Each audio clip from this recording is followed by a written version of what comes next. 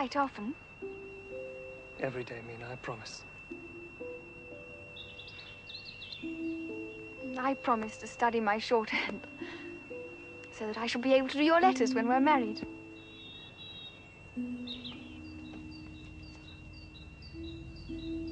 Jonathan!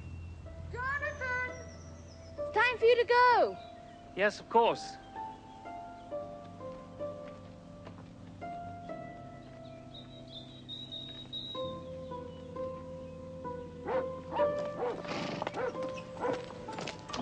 Oh, Jonathan, I do wish Bohemia wasn't so far away. Now, Lucy, you'll only upset your sister. But you don't know 2 words of the language. No, but one can tell from the Count's letters that he has a good command of English.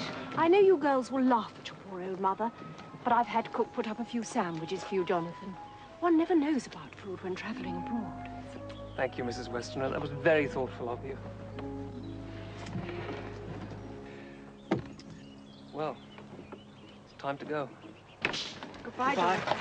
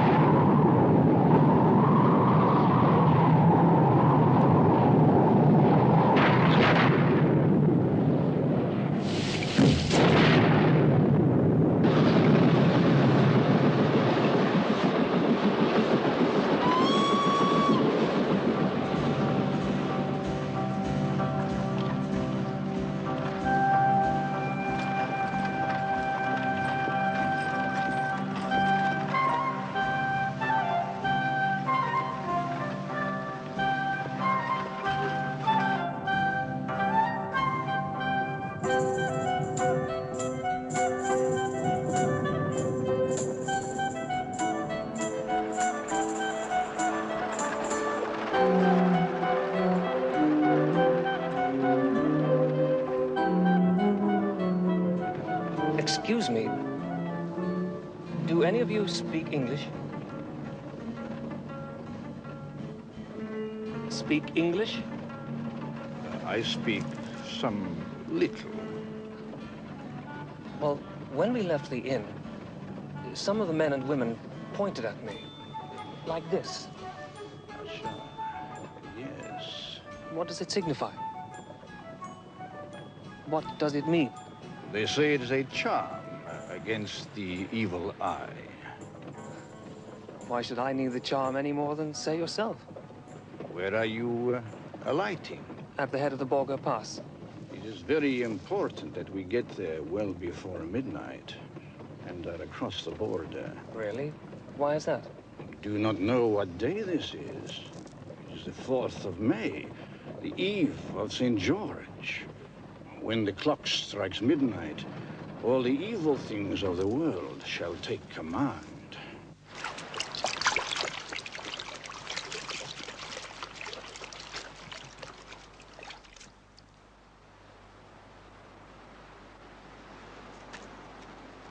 Concede quaesmus omnipotens Deus, ut protectiones tuis gratiae corimus, liberaci a malis omnibus, serviamus securo tibimente serviamus.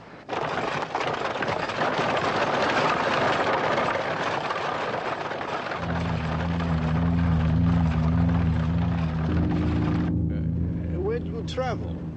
From the border? I'm a solicitor, and I'm taking some documents concerning a property in England for a Count Dracula to sign. Strigoi. Terog na te duce.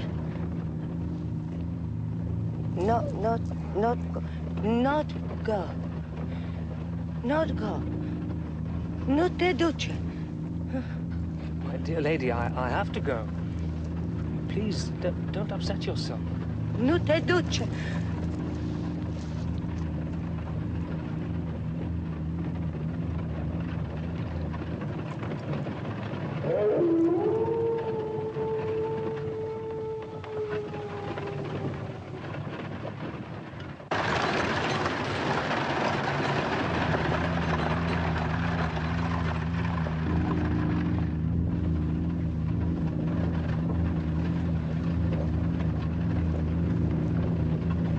Have you, please, the correct time?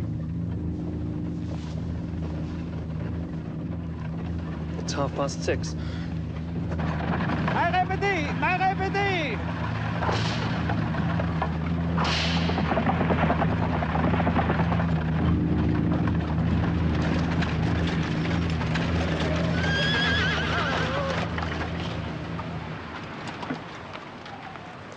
Here is Patel to Hutsar, the head of the Borgo. Thank you. God go with you. Pentru sănătatea mamei tale. For your mother's sake. Thank you.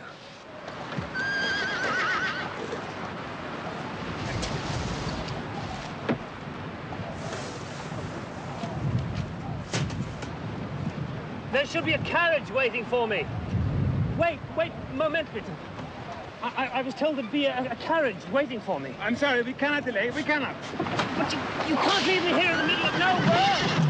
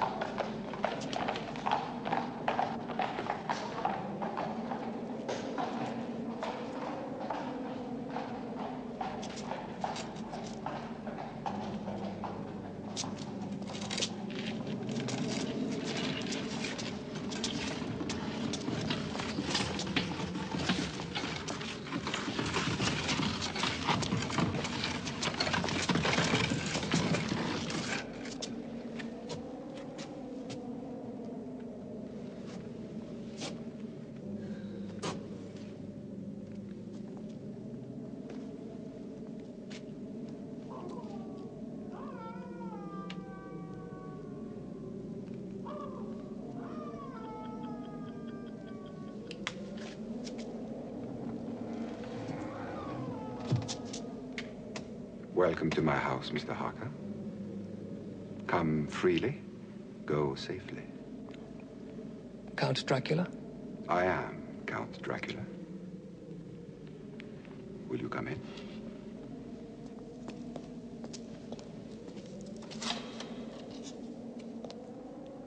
And please, leave here some of the happiness you bring. No, no, allow me. I insist. You are my guest. It is late, and the servants are not available at this hour. Close the door.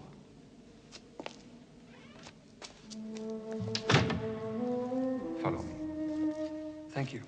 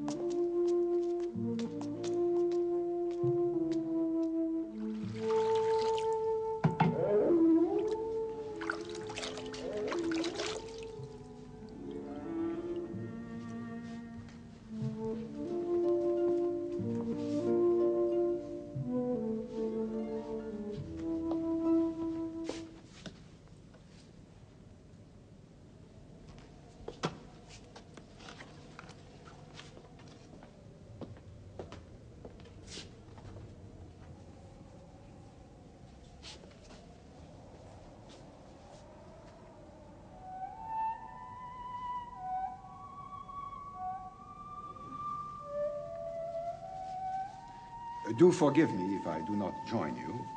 I have already dined. You will please help yourself to whatever you wish. Thank you.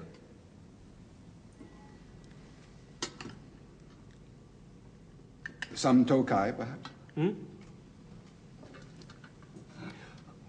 That would be very welcome.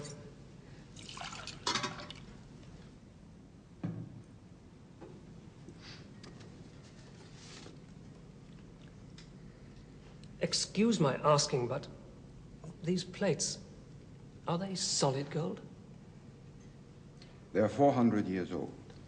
We boyards are more aware of what they say to us of our past than of their value or utility.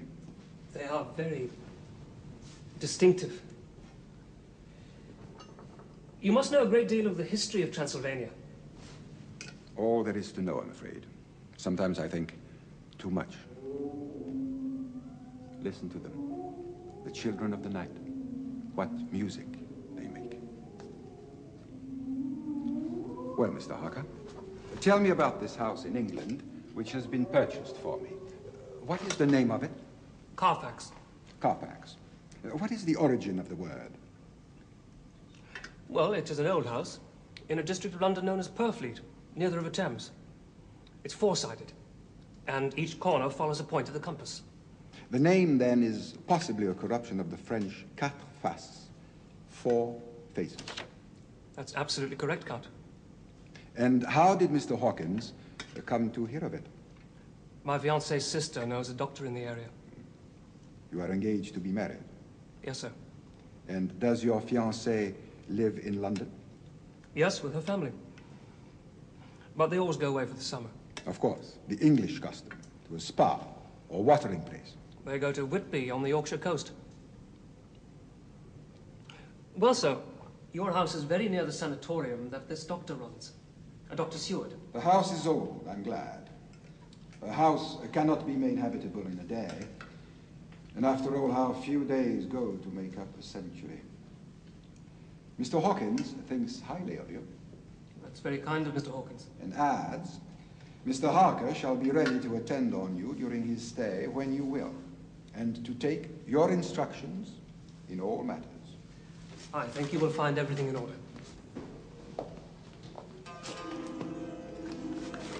Thank you. Give it to me. There. It is morning. How inconsiderate of me to keep you talking. You must be tired. But tomorrow, you shall sleep as late as you will. Good night, Mr. Harker. Good night, sir.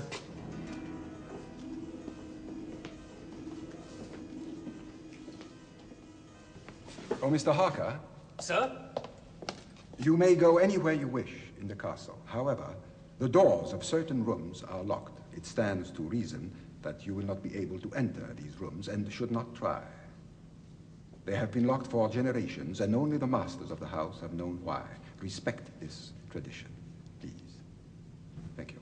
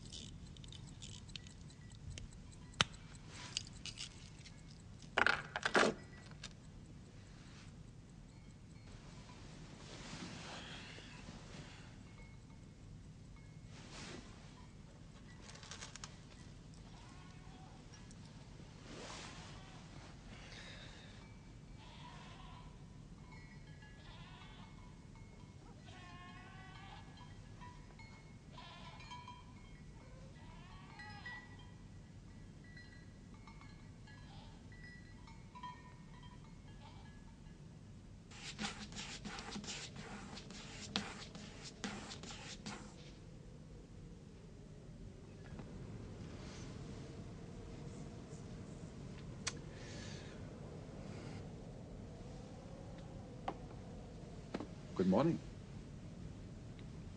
Or rather, good evening. If you have slept well, it is already dusk. Stupid things. You shouldn't trust them. The trouble with mirrors is that they don't reflect quite enough, don't you think?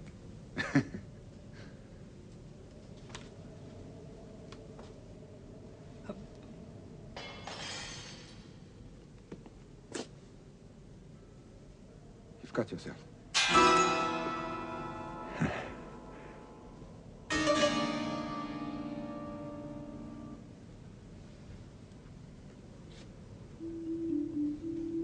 One of these two girls is your fiancée? Yes, sir. The one on the right. And the other one? Her sister. An embarrassing choice. They are both very pretty.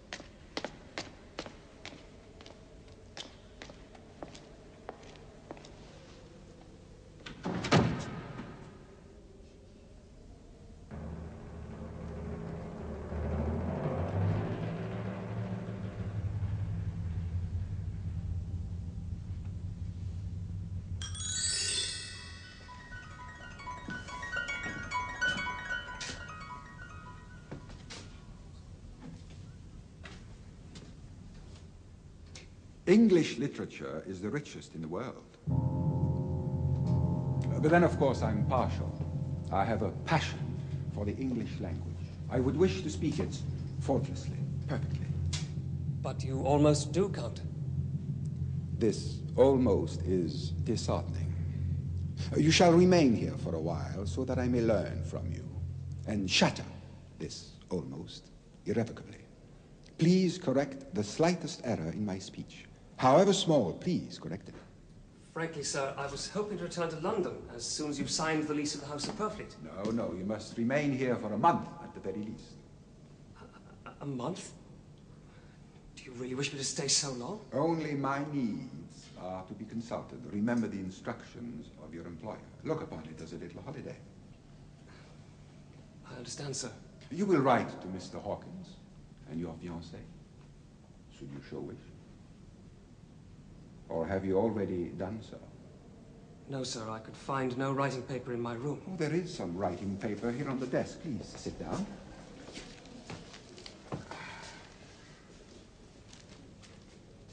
Very, very thin. The thinnest paper possible. One can almost see through it. Yes, indeed. Yes, indeed. You will forgive me, but I have many things to attend to before I set sail for England. I must go now. By the way, do not, under any circumstances, sleep in this room. Please. Very well, sir. Good. Until tomorrow, then.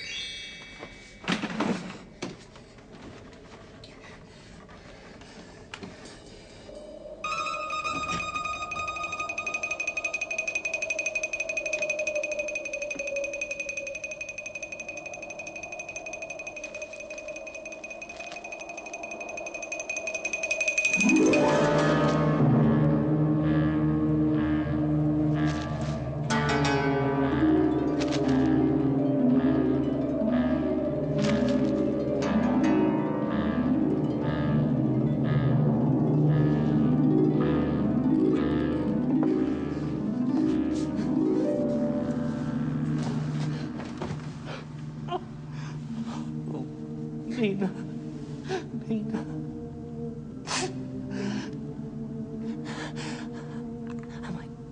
Am I going mad?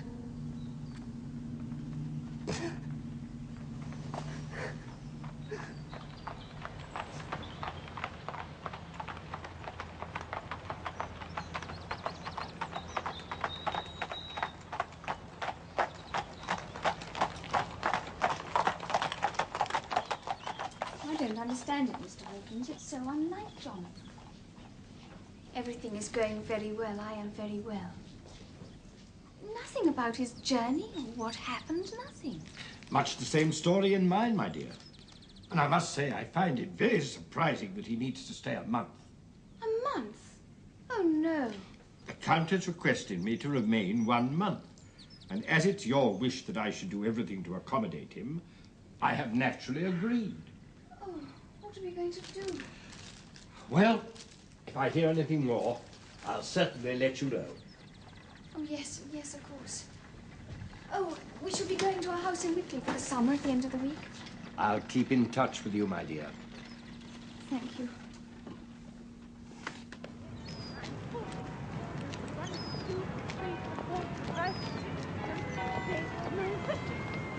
I've got to stop. 51, 52, 53, 54, 55, 56, 57, 58, 59, 60, 61, 62, 63, 64, 65, 66, 67, 68, 69, 70, 71, 70. It's just like old times, isn't it? When we all came here for the school holidays. Same old mugs of hot chocolate. Well, darling, it was one of the few things that stopped you walking in your sleep. I haven't done that for a long time. No. We just got into the habit of drinking hot chocolate. And you must get into the habit of going to bed earlier, Mummy. You know what Dr. Seward said? Oh, doctors. All the same, I think I shall turn in.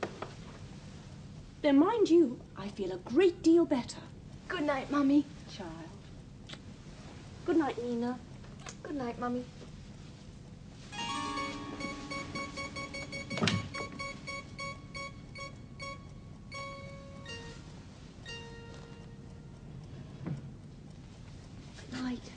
night.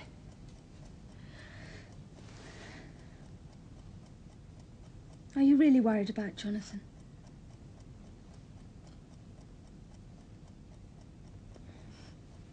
Wouldn't you be? Poor Mina. You're so much in love. And you really don't understand men at all. You do, I suppose. Well, I've been longing to tell you. I've had 2 proposals of marriage. I know about Dr. Seward. It's called Quincy. Quincy? Quincy P. Elmwood. He's a very handsome American boy from Texas. And he's something high up in the embassy in London. Where did you meet him? Oh, well, that's the embarrassing bit. John Seward introduced us. Lucy. Which one are you going to marry? I'm really not quite sure. Oh, why can't a woman marry 2 men? Or at least as many as want her. Save all this trouble. Oh, you really are impossible.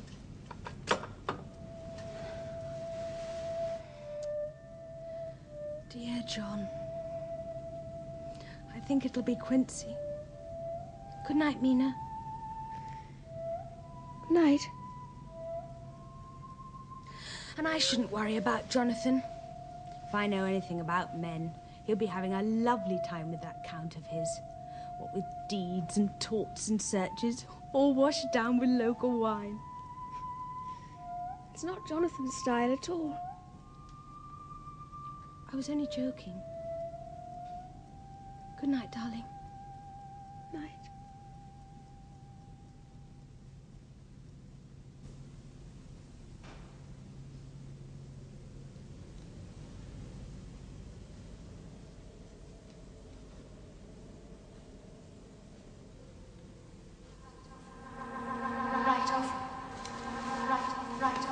Every day, Mina, I promise.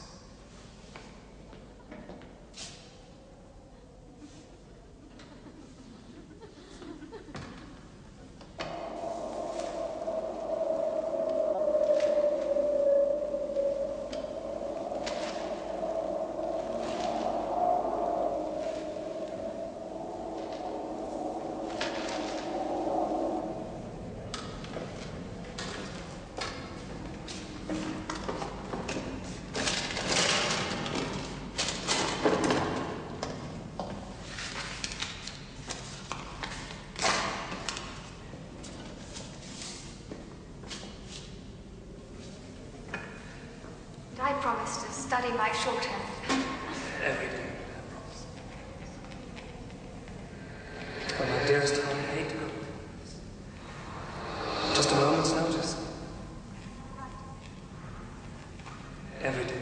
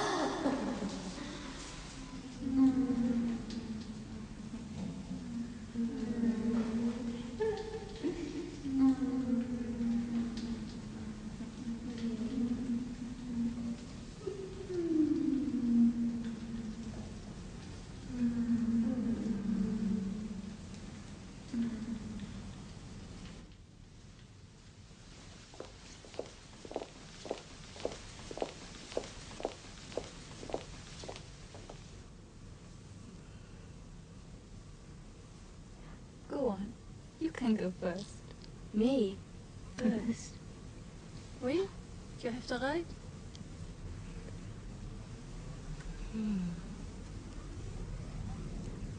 He's young and strong. When we're married. When we're married. Oh, my dearest, how I hate to go away like this. I promise to study my shorthand. that I'll be able to do your letters when we're married. Married. When we're married. You'll write often. Every day, Mina, I promise. You'll write often. Write often. You'll write often.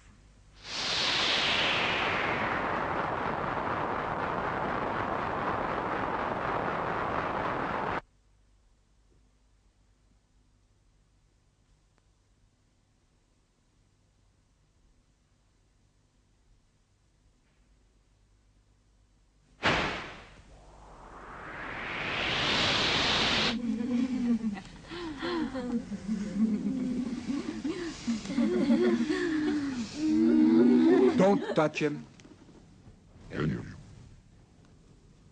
Don't look at him. Leave him. Back. Back. You never loved me. You never loved. You never loved.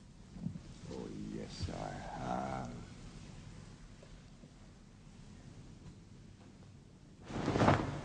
Come.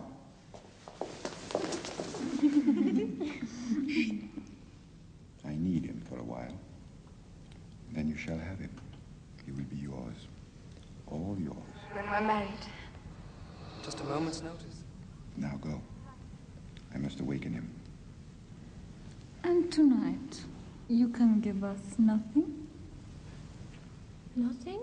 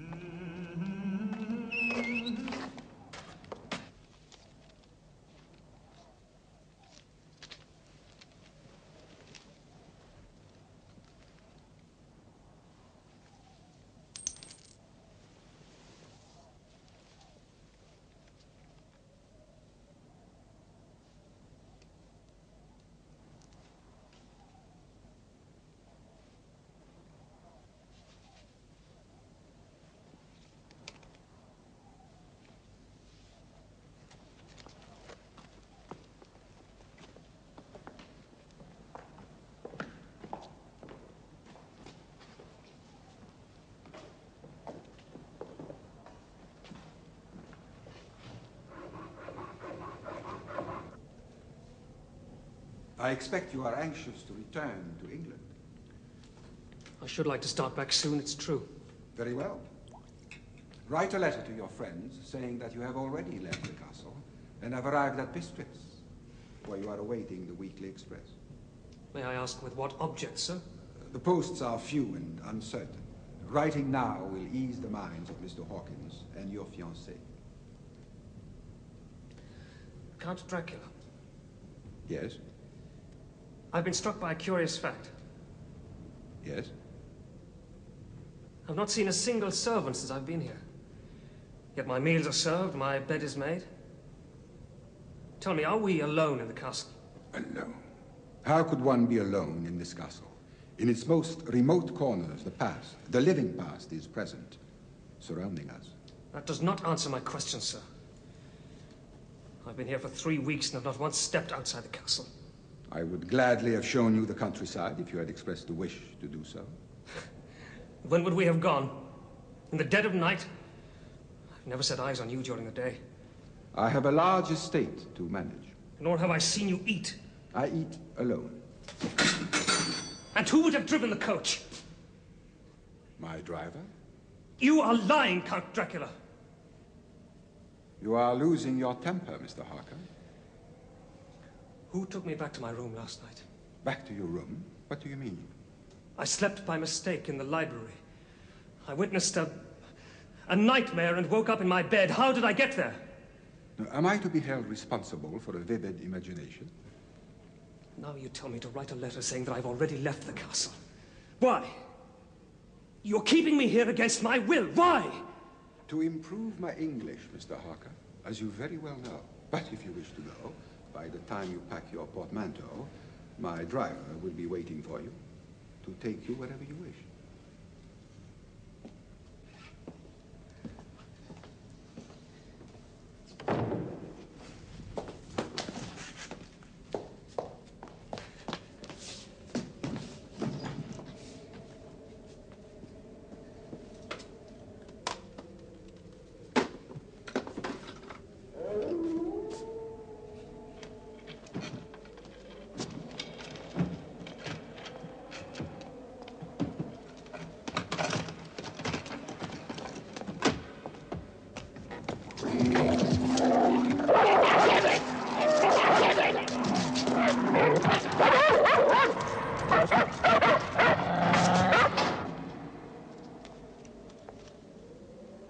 Count, you're playing cat and mouse with me. I want to know the reason why. You do not trust me. No, I don't. And trust is essential in human relationships.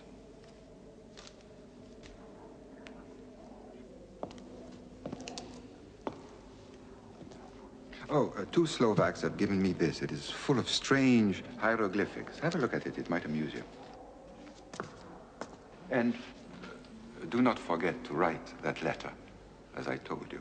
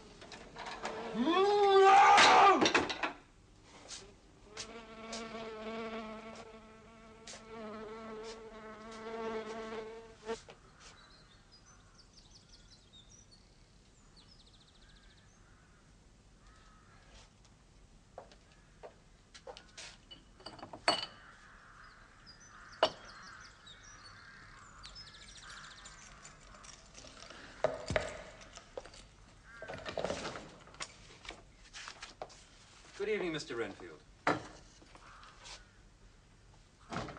Ah, yes. Doctor. Do come in.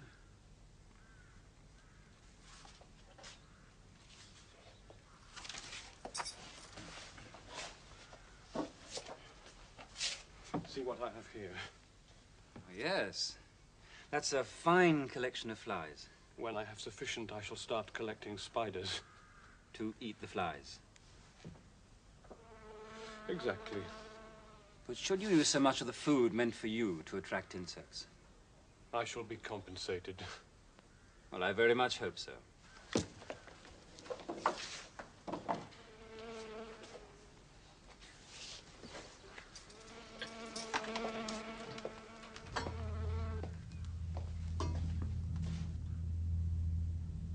Master, master, are you coming soon?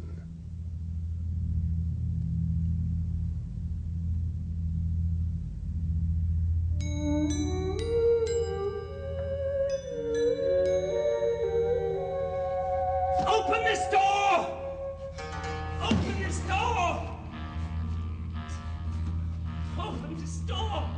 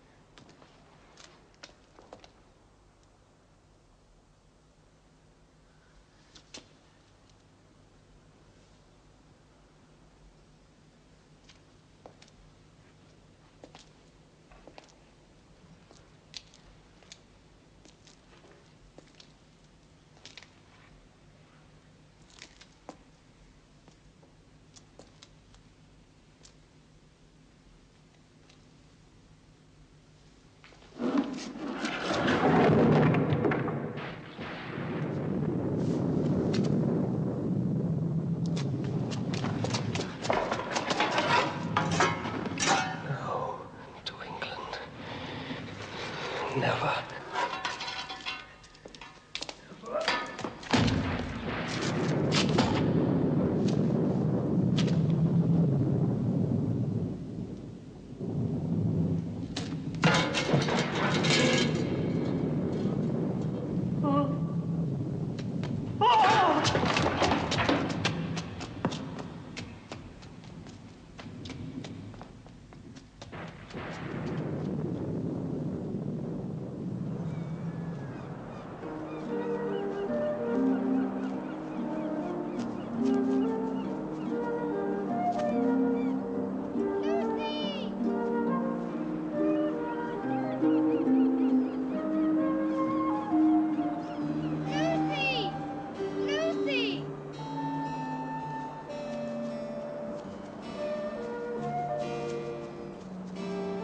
We should be getting back now, Lucy. See if the evening post has arrived, I suppose. I don't know what it is, but I have the most uneasy feeling about Jonathan. He said he'd write every day. Afternoon, Miss Mina, Miss Lucy. Afternoon, Mr. Swales. Still sitting among the tombstones. To know what lies was wrote on them. Look here. Sacred to the memory of George Cannon, falling off the cliffs of Whitby.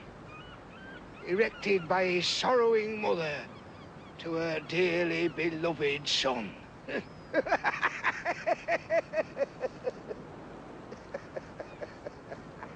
Really, Mr. Swales, I don't see anything funny in that. Of course you don't.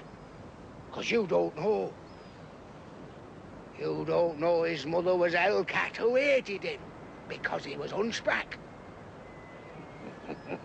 Young Cannon committed suicide rather than she get an insurance she put on his life. He stood on the edge of this cliff and he blew his brains out. So of course he fell over. Now there's a dangerous sight for you. Dangerous? The sky. There's a wind coming up. Them clouds. I've seen it all afore. There's a storm coming up over the horizon. I've seen it afore. I'd best get home and put up my shutters. My service to you, ladies. Funny old man. Scary in a way. Oh, I don't think so, darling. Just eccentric. He needs to have an audience. Perhaps he's right. Look at that cloud.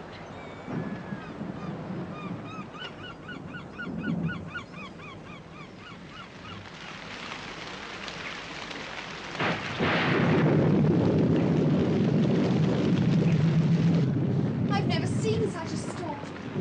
It's quite frightening.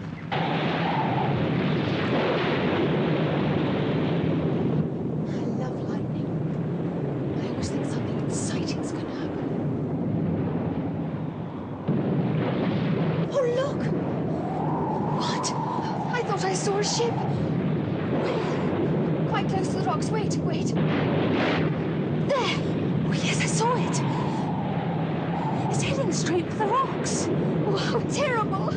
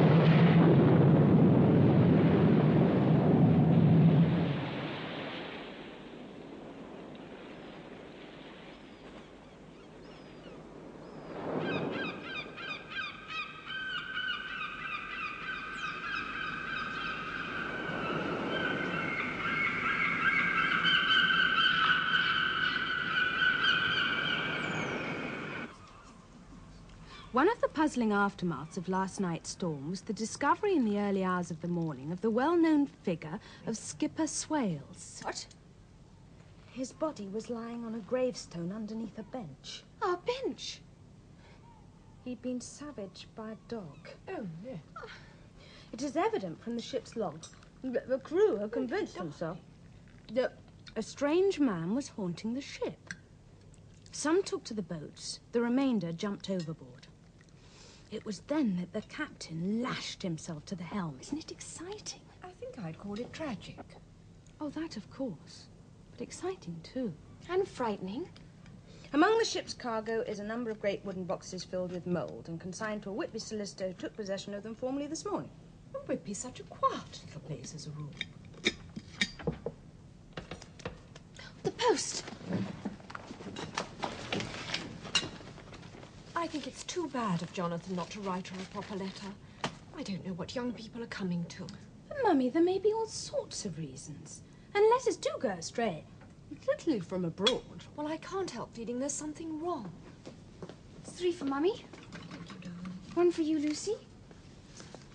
I've got 1 from Mr. Hawkins. It's from Quincy. He's coming down for the weekend. Oh, good. That'll be nice for you, dear. Mina? Just nothing, really. Mr. Hawkins has had a letter from Jonathan. What does it say? That he's on his way home and is waiting for the express at Bistritz. Well, when does he leave? June the 18th. But he should have been home weeks ago. Lucy, whatever's wrong?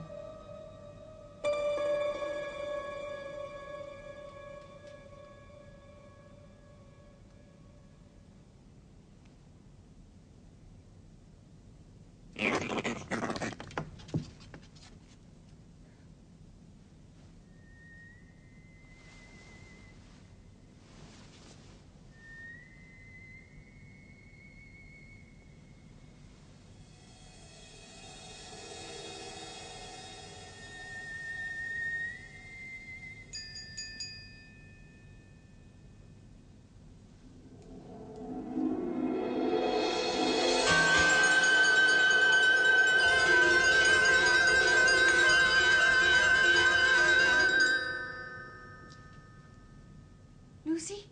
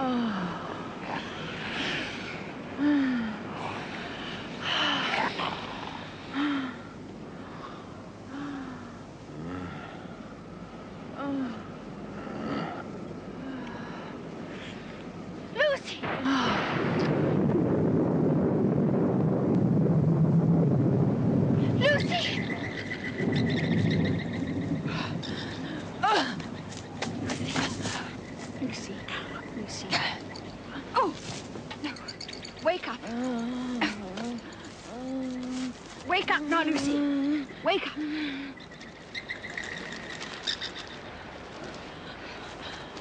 What am I doing here? You've been sleepwalking, darling. It's all right. I'm going to take you home. It's all right. Stand up. Stop your fastness. Good girl.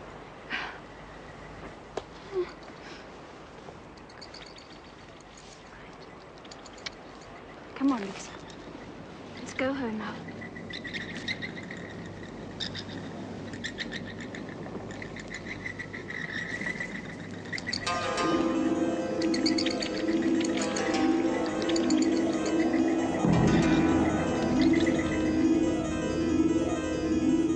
I'll soon be warm now. It's all right. Mina, please, you must promise. Oh, Lucy, don't you think that... No, no. Please. You know Mum is ill. It would only worry her. Don't tell her. Very well, dearest. I promise. Come on, let's get you to bed softly now. Take off your shawl. Oh, you're cold. Oh, dear, how careless of me. What is it? Oh, when I fastened the brooch, I must have pricked you. Oh, I didn't feel anything.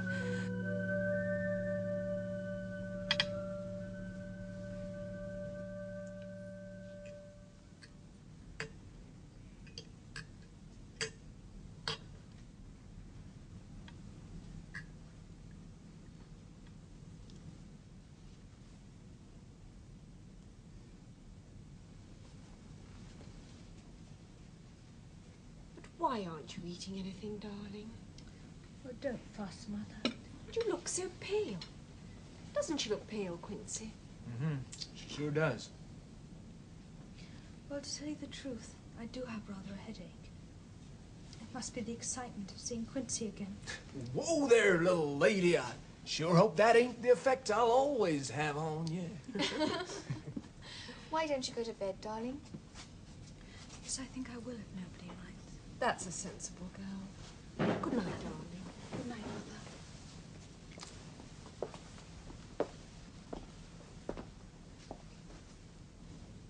Well, good night, sweetheart.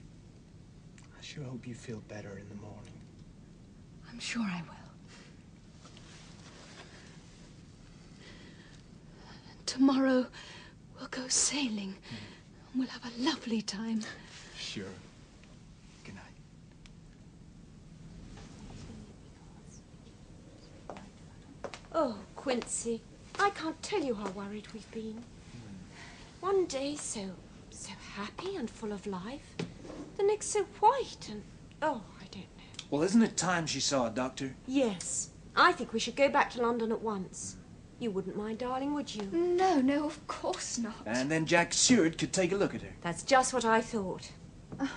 Well, Mina, it's such a lovely evening. Why don't you and Quincy stroll down to the promenade? Well, I wonder if the American consulate in Budapest could help find out where Jonathan's gotten to. Oh, Quinn, do you think they could? Well, it's worth a try. See, they could start by making inquiries at Bistritz. Isn't that where you last heard from them? Yes, it is. I would appreciate it. I'm so worried. Well, I'll cable them just as soon as I get back to London. Oh, thank you. Oh, shall we go back now? Well, I guess it is turning a bit blowy. Let's go. Yes.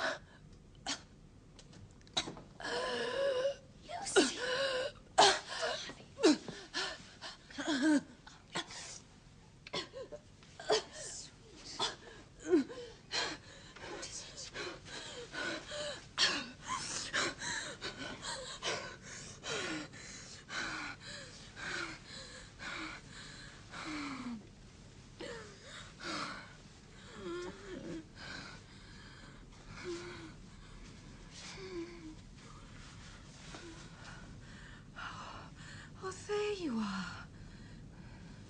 Yes. Yes, dearest. I must have been dreaming. Yes, darling. Tell me about it in the morning. I shan't remember it in the morning. There was something tall with dark red eyes. And there was something sweet in the air and yet very bitter. And then my soul seemed to go out of my body and float about the room. And then you came and tucked me up in bed. But I saw you do it before I felt it. Isn't that funny? Did Quinn come into your dream? Quinn? Quincy, Lucy. The man you're going to marry. Quincy? Oh, no. I don't think it was Quincy.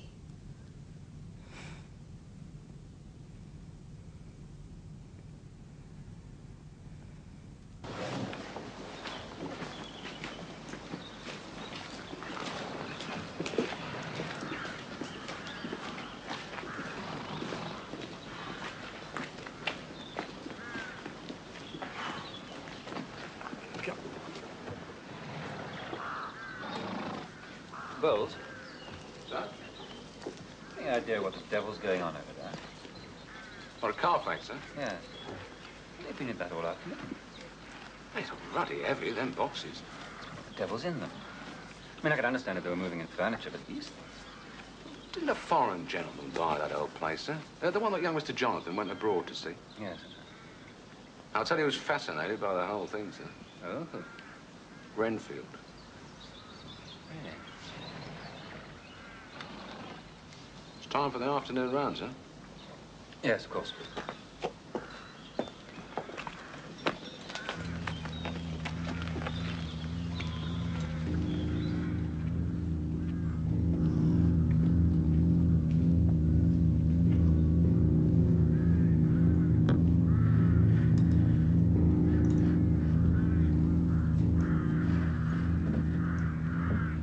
If a bird eats 50 spiders, and every spider eats 50 flies, and each fly is a life, how many lives has that bird?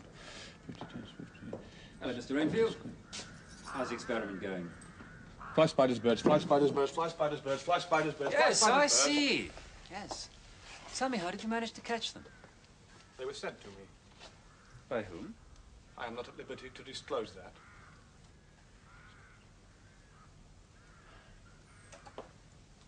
Well, I see the spiders managed to get rid of most of the flies. Naturally. Dr. Seward. Yes? May I have a kitten?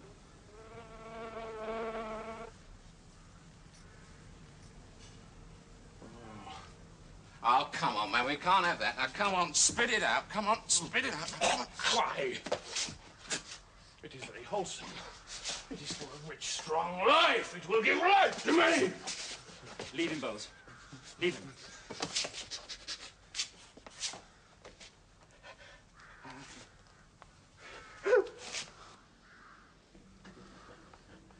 The kitten, please.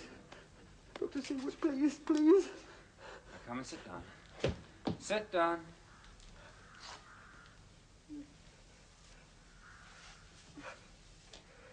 Well, I don't think it's advisable, Mr. Renfield. Not just at the moment. Now, Mr. Renfield. Mr. Renfield. I'm going to give you an opiate. I hope you'll drink it. Of course I will, Doctor. I know you are my friend. I will do whatever you tell me. Thank you. Bowles will bring it along shortly.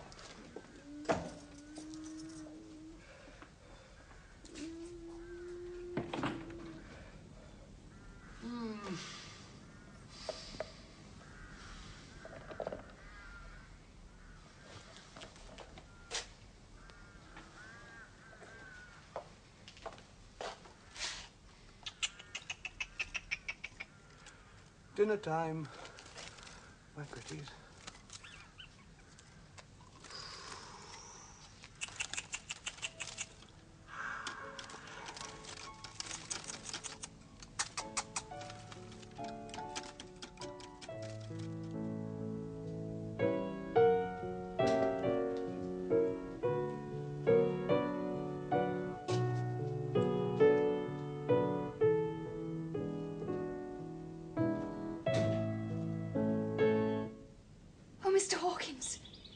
Smiling. It's good news. Yes, yes. Jonathan is safe. Oh, and he's on his way home. No, my dear. He's in Budapest. I've had a message from the American consulate there. Yes, that was Quinn's doing, but couldn't Jonathan have written himself? He's been quite ill, my dear. He's in hospital. Hospital? What's been the matter? Some terrible breakdown, it appears. I must go to him. I've already taken the liberty of making your travel arrangements. I'm having the tickets sent here by messenger. Now, God protect you, my dear. And a safe journey. Oh, I must go and tell Mother straight away. And then I must pack. Yes, must pack. And I'd... Thank you, Mr. Hawkins. Thank you. Thank you.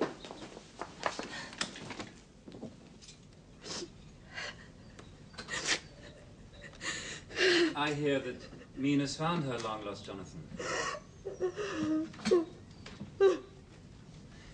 But now, nearly finished. Look up for me. Up at the ceiling. Uh-huh. Now your hand. There. All over. Quite painless. Is there anything really wrong with me, John? Not so far as I can make out. There are none of the usual symptoms of anemia. Will you tell Mother and Quincy that? They're so worried. Yes, I certainly shall. And thank you. Thank you for coming all this way. My dear Lucy.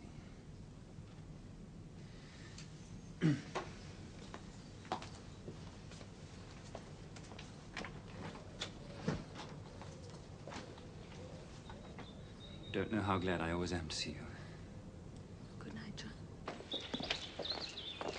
I'm going to seek a second opinion.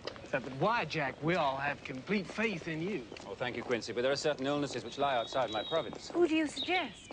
I think I can persuade my old professor to come over from Amsterdam. Not only is he a good friend, he's also a brilliant diagnostician and a specialist in obscure diseases. Good. Goodbye, Mrs. Weston. Goodbye, John. Please, don't worry. Goodbye, Quincy. Bye, Jack. The post office, please, quickly.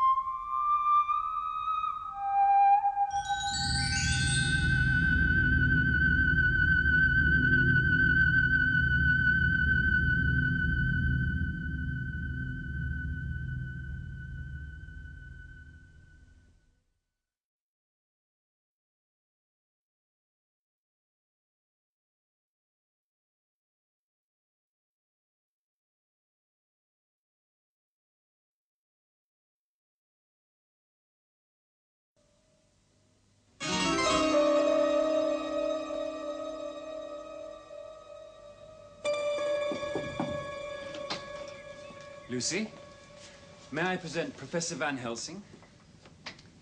May I say how honored I am at meeting a young miss who is loved by so many people. Thank you. And this is Mr. Homewood. Ah, yes, the fortunate groom-to-be. Professor? It is love that makes the world go round. And like most cliches. It is true. One thing strikes me very forcibly. There are less smuts in London than when I was here last.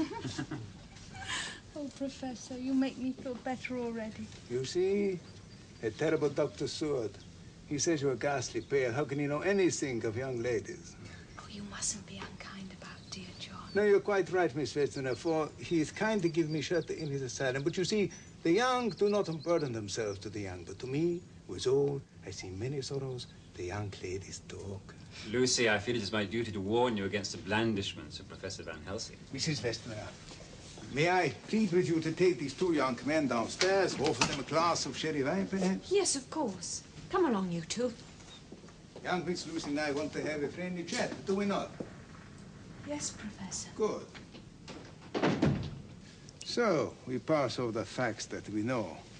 No functional causes, no history of anemia, and so on and so forth. But of course there is a cause for everything. For instance, I notice you keep putting your hand to your throat. No? Why do you do that? And why do you wear that velvet band around it?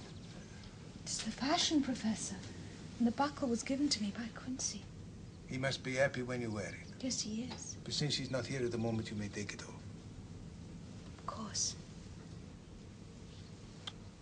You should not hide so lovely a neck. Those marks were caused by my sister this summer at Whitby, when she pinned a shawl around me. How long ago was that? Just a few weeks ago. Did it hurt? No. Has it hurt since? No, it hasn't. How did it come to pass that your sister was spinning a shawl around you? It was chilly. And? I was walking in my sleep. I see. Oh, well, that accounts for that. And when you sleep, do you have dreams? Oh, yes. And at the time, they frightened me. But in the morning, I can't remember anything. Do you think you could be worried about your forthcoming marriage? Oh, no. I love Quincy very much. Good. Now, one last thing. Will you allow me the liberty of examining your teeth and throat? Of course. Good. Now. Good.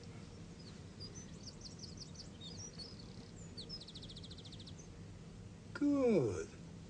There. Finished. But I shall be back in a day or two, even if you're better, so that I can be charmed all over again. Au revoir. Au revoir, Professor.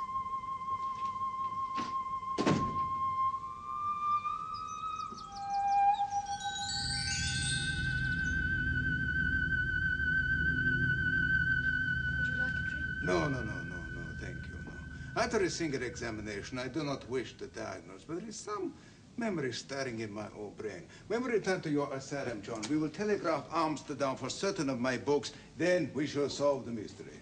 We certainly shall. In the meantime, let me know at once if there is any change. Yes.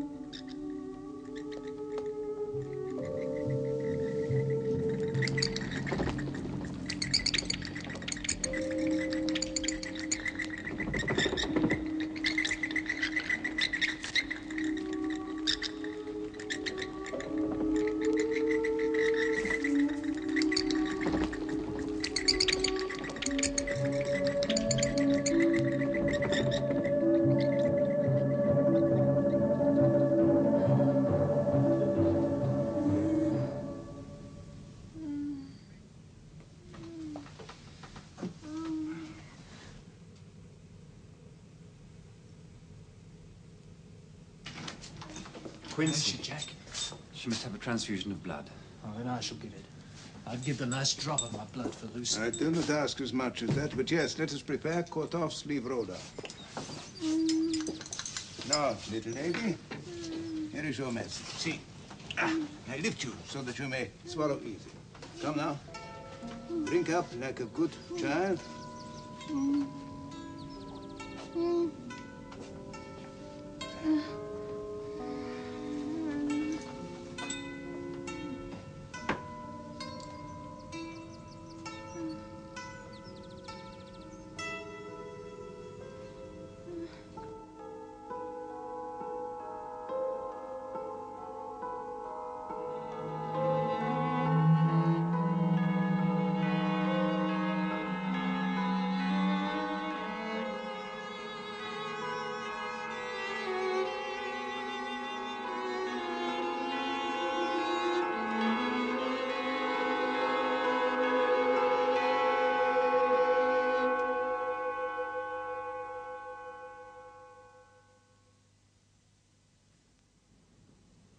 Good evening.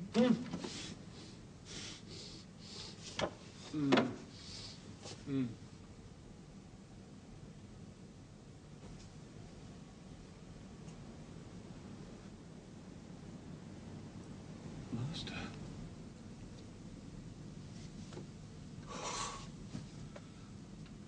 What do you offer me? More insects with steel and sapphire on their wings. Yes. Moths with skull and crossbones on their legs. Oh, yes. Blood.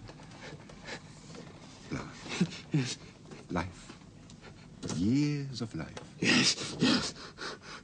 Lord and Master, give me eternal life. Ooh. Ooh.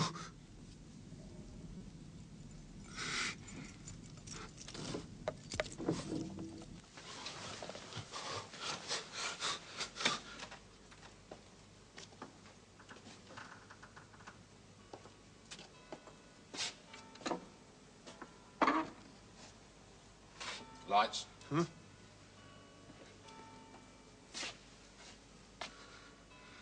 Where's the doctor? Well, he's not here tonight.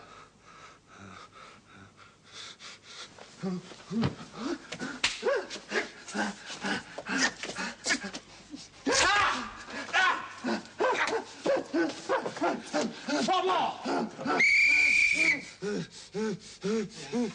One more! Fetch a straight waistcoat! Fetch a bandage, it's cut my wrist! Blood is the life, the blood is the life.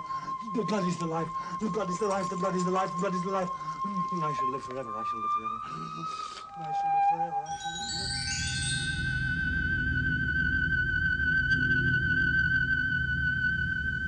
Yes, I agree. Using Garrick seems like nonsense, but I sense something evil, and I must try everything to combat it.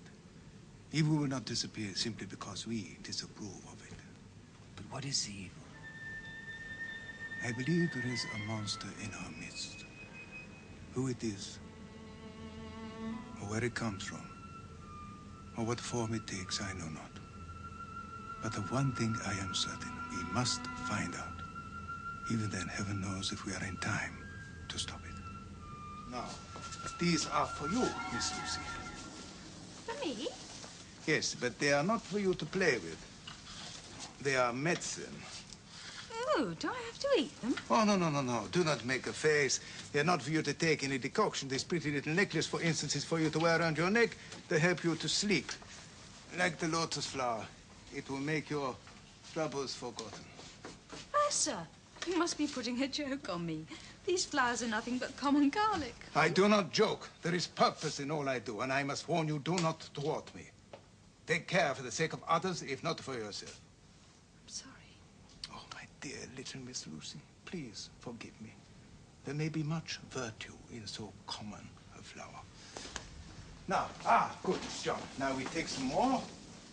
So, and we repeat the process around carefully the keyhole and all around, all the way around the door. Jam. Jam, really? Oh, very well. The jam of the door. Right, so. Is it? Is it what, Miss Lucy? Is it some sort of spell? A spell, yes, perhaps. Perhaps it is no more than that. Oh, and take care not to disturb your pretty little necklace, eh? And even if the room feels very close, do not on any account open the window or the door once you have finally retired for the night. You understand? Promise. Good. Have you finished, John? I think so. Good. Under here? Oh, no. I don't think we should say anything to Lucy's mother about what we've been doing. It'll only make her more anxious. I agree. To any questions, answer doctor's orders. So, tonight we can sleep in peace, and tomorrow young John and I will come to see if my spell has worked. Good night. Good night, Lucy. Don't leave me. My dear, it'll be all right. We must trust the doctor. Good night.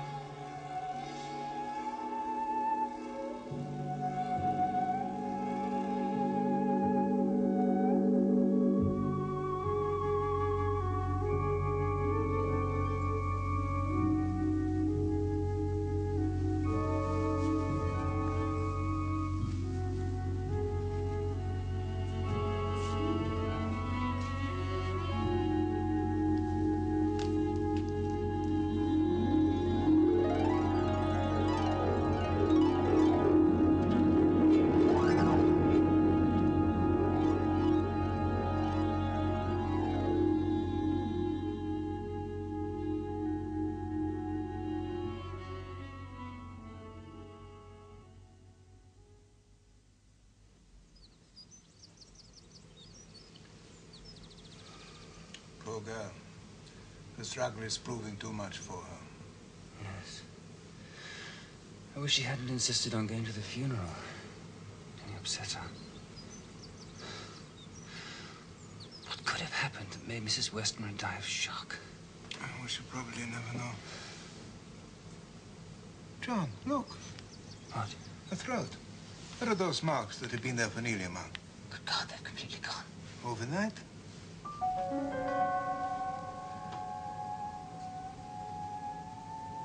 She's dying. Go and fetch Quincy. Yes. Yes, of course.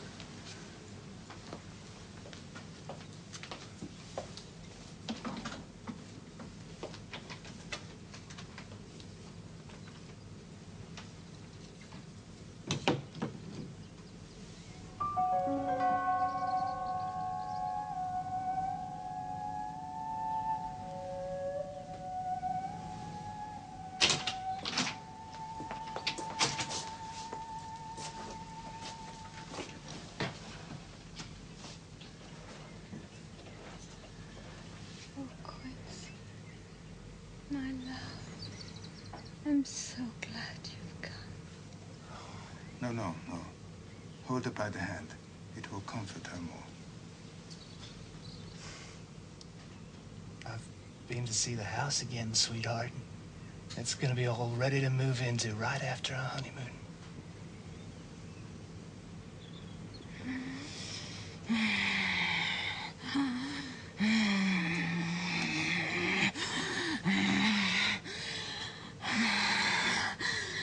Oh, Quincy. Oh, Quincy, my love. I'm so glad you've come. Kiss me. Not on your life! What the hell, Quincy?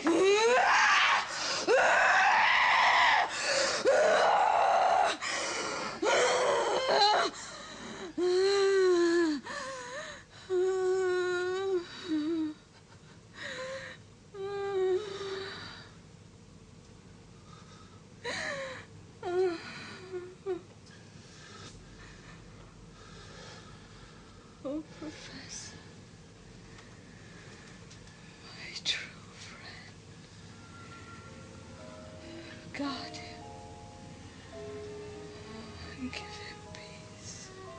I swear it, my dear young miss. Come, Quincy. Take her by the hand. And kiss her on the forehead. But only once.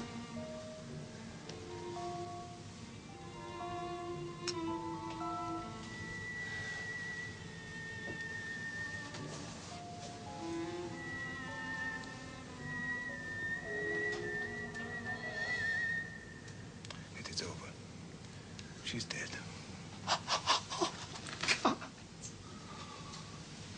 Why? Why? Oh, Quincy. Come, Quincy. Look at her. Now look at her well. She doesn't look sick anymore. God is merciful. She's at peace. It is the end. Not so, alas. It is only the beginning.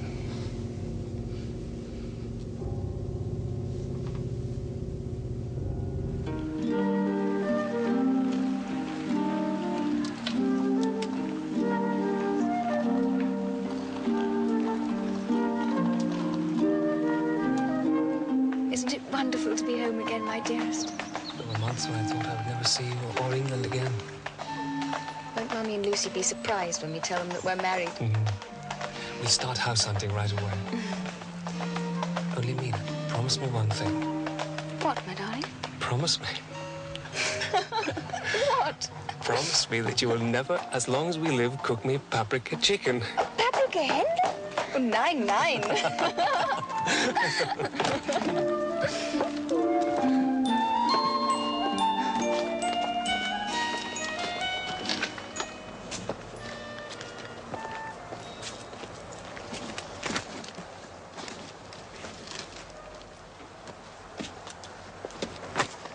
Now, my good man, what do I owe you?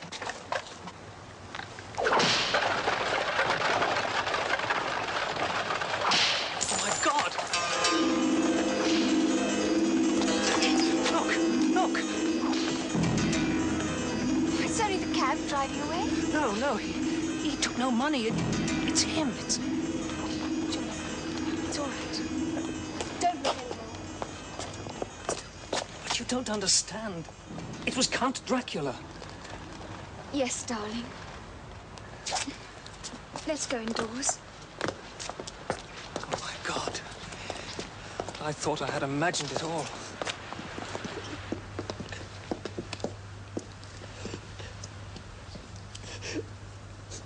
There was just no way of letting you know how ill she'd become.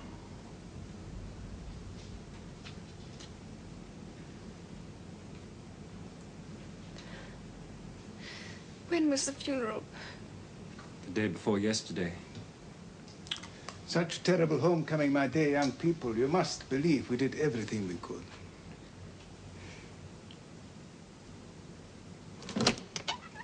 Dr. Sewell and I have an assignation. We must take our leave.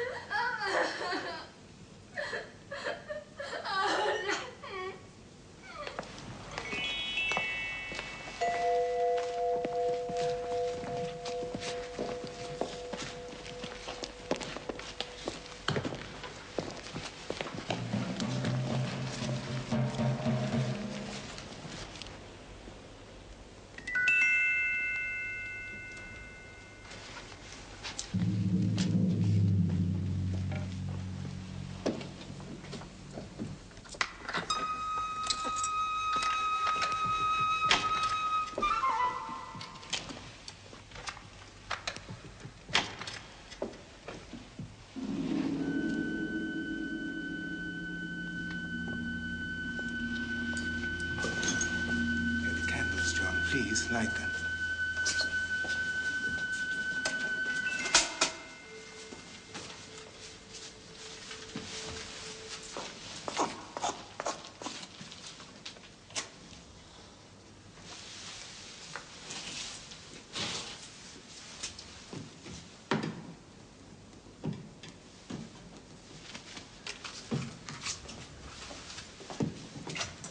What are you doing? As you see, cut off her head. What? Mutilate her body? Why? It's monstrous. Friend John, I know you loved her, but there are certain things of which you have little knowledge. I do nothing without good cause.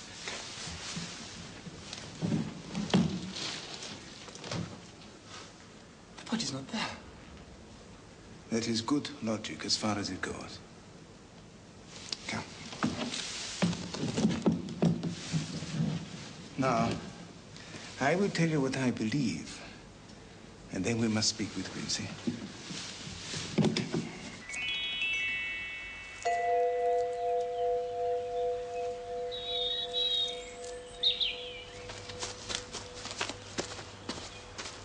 Body snatchers. With the key to the vault? No. Try again, young friend. John, look.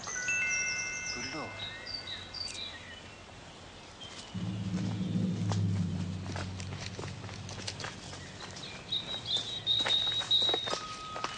Hello. Well now, what have we here? A very beautiful lady.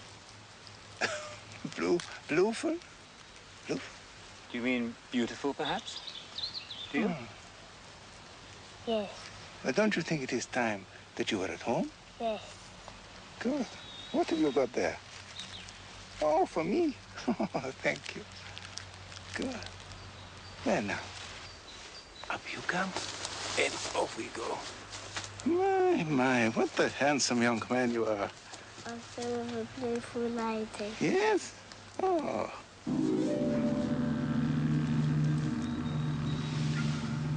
My God. Oh, my God. Oh, no. Oh, no. Not so soon. First, I must ask you, are you willing to believe what John Stewart and myself have told you? I'm sorry, Professor. I reckon I find it impossible. The wounds on the throat of that child, do they suggest nothing to you concerning the death of Miss Lucy? Are you saying that those small holes in the child's throat were made in the same way as Lucy's? Alas, no, I am not. Well, what in Pete's name are you saying? They were made by Miss Lucy. You're insane. She has already joined the ranks of the undead.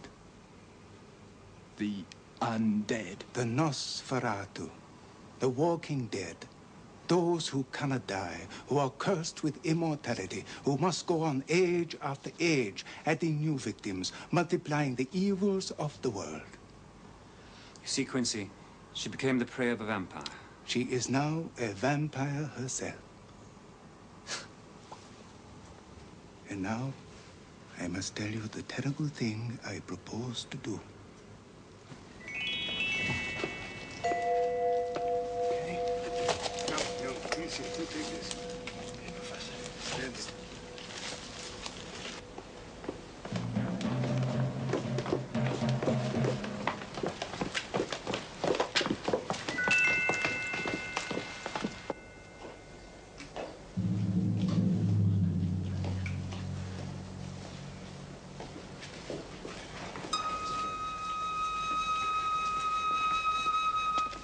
Look!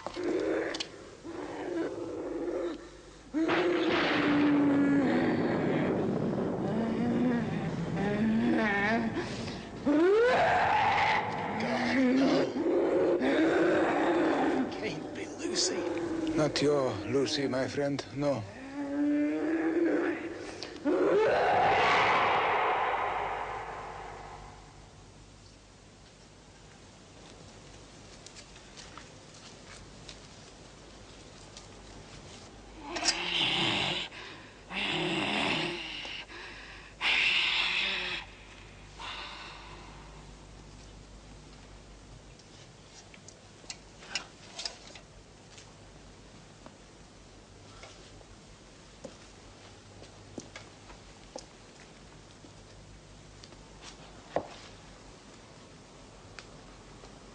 Come to me, Quincy. Come, my love. Leave these others, and we can rest together for eternity. No!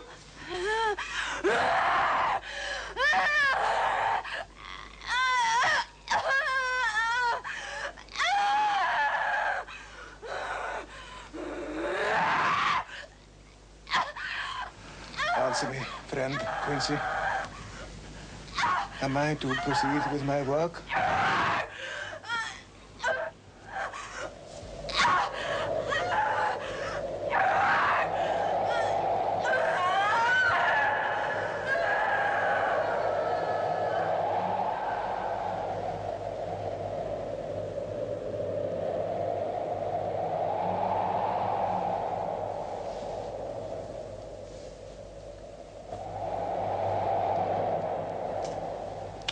It is dawn.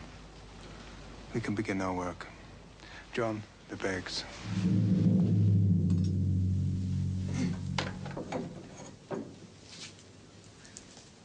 John. John, please. Thank you.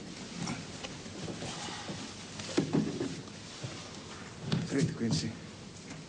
When this undead lady becomes truly dead, then her soul shall again be free, and she shall take her place among the angels. So, John.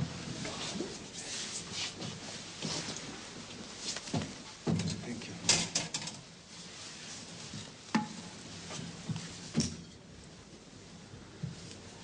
you. It will be a blessed hand that shall strike the blows. No. Brave young friend. A moment's courage, and it is done. So, place the point over the heart. So, take the stake in your left hand. Take the hammer in your right hand. And when I begin to read the prayer for the dead, strike in God's name, so that the undead shall pass away.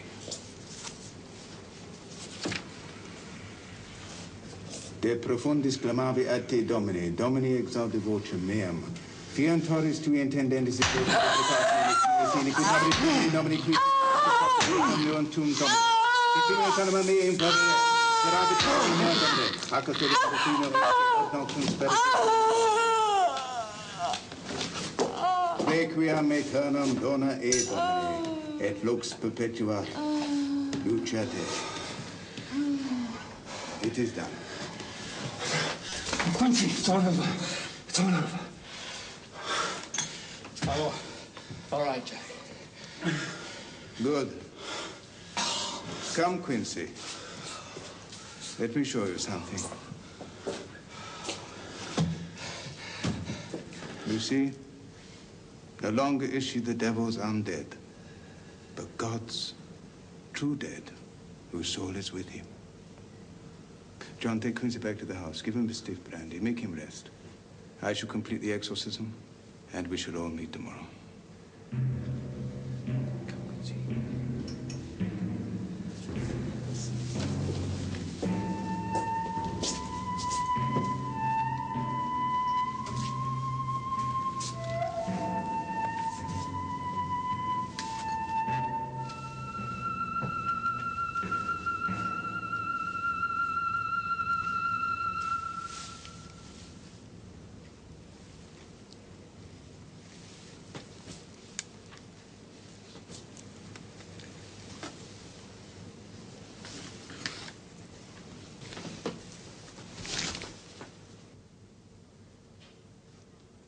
So there is no doubt in any of our minds that Mr. Jonathan's journal and Madam Mina's account of our summer days in Whitby prove that Count Dracula is a vampire and in this country.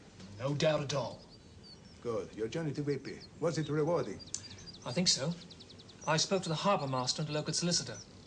50 boxes of earth were brought ashore from the wreck and delivered to Carfax. I don't grasp the significance of these boxes or the earth. It is only on earth that has once been consecrated, once been, hallowed?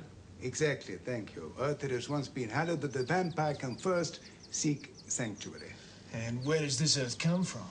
From the graves of Castle Dracula, from the Count's ancestors, from his children, his children's children, all hallowed grounds in the eyes of God.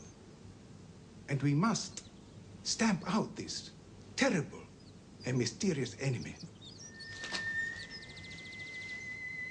Do we fight? What say you? I answer for Mina and myself. Count me in, Professor. I will do whatever I can, of course.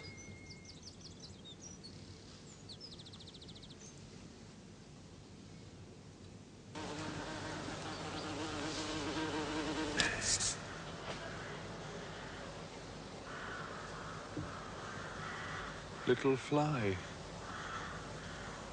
thy summer's play my thoughtless hand hath brushed away.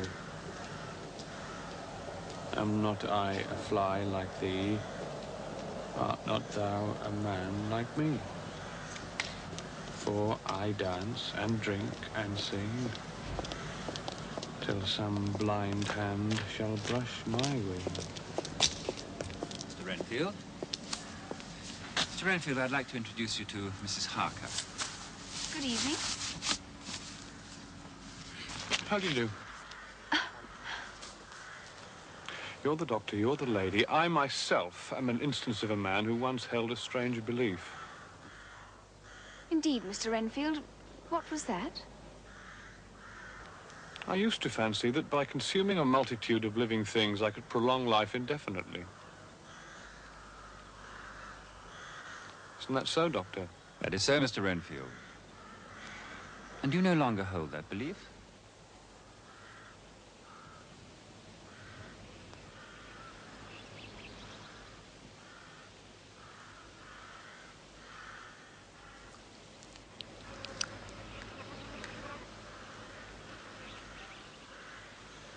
Oh, I have some advice on the subject of Madam Mina. Jonathan. Her health has been all-important, but now she must have no more to do with this terrible affair. The risk is too great. She is too precious, and we men will act all the more free knowing that she is not in danger. Very well. I'll take her back to Hampstead and then return here.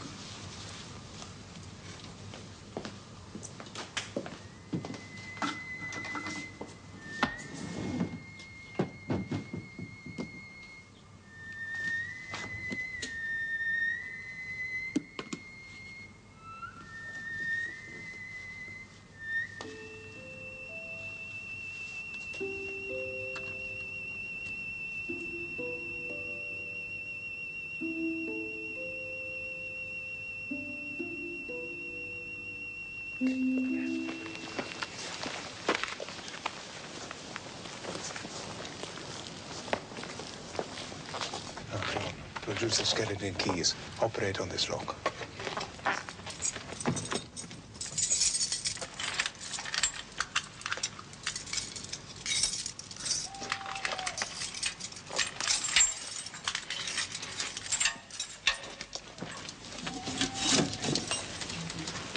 It appears the Count has a penchant for stacking his boxes in holy places. Now, Jonathan, you know the layout of the house and grounds.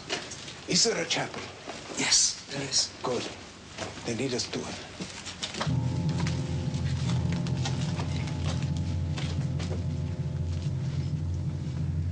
Hermanus tuos, Domini.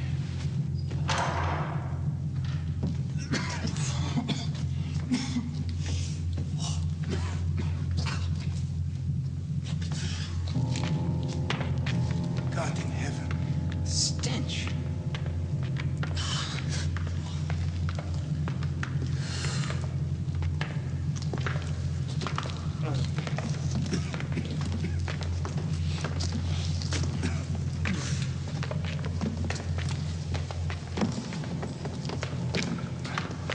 Sickening. Strike, yes. Every breath exhaled by that monster clings to the place. Look. Yes. Come, quickly. We will open the boxes one by one, and I will sterilize the earth. How, Professor? With this consecrated host, I have permission. With particles of the host, I shall sterilize the boxes, sanctify them, so that never more can he lie in them.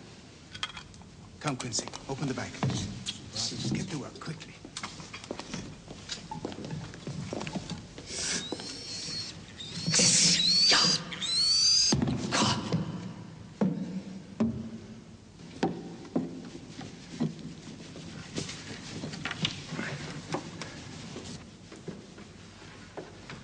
My God, look. What is it? Where? There, in the corner.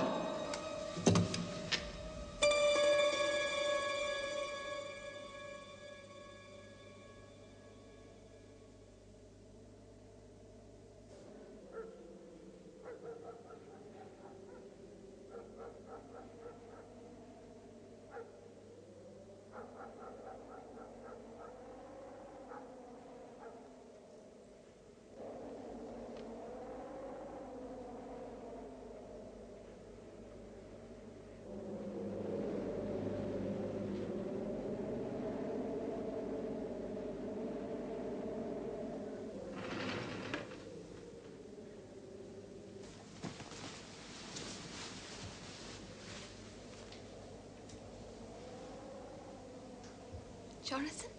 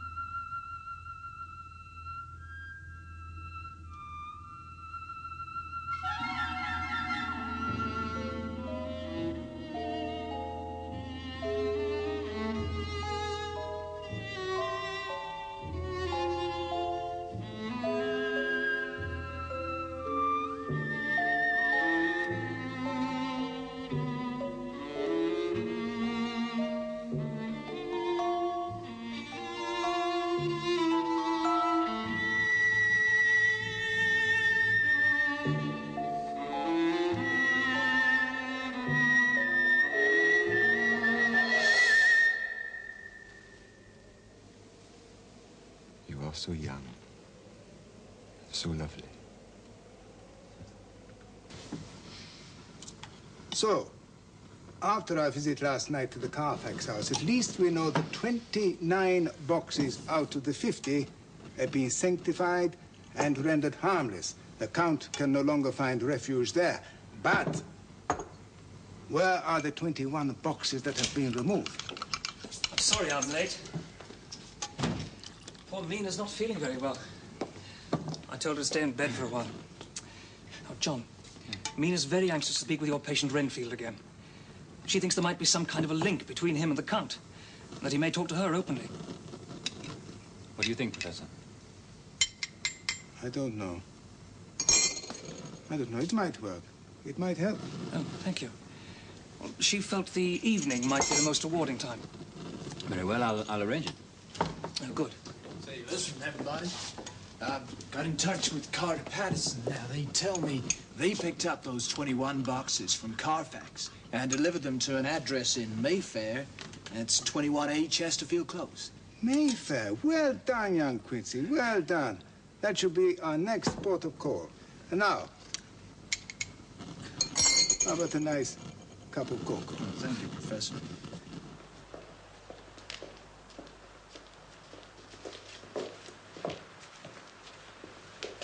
There's a young lady to see, Mr. Renfield. I'll be nearby when you're ready to leave, miss. If you take my meaning. Thank you.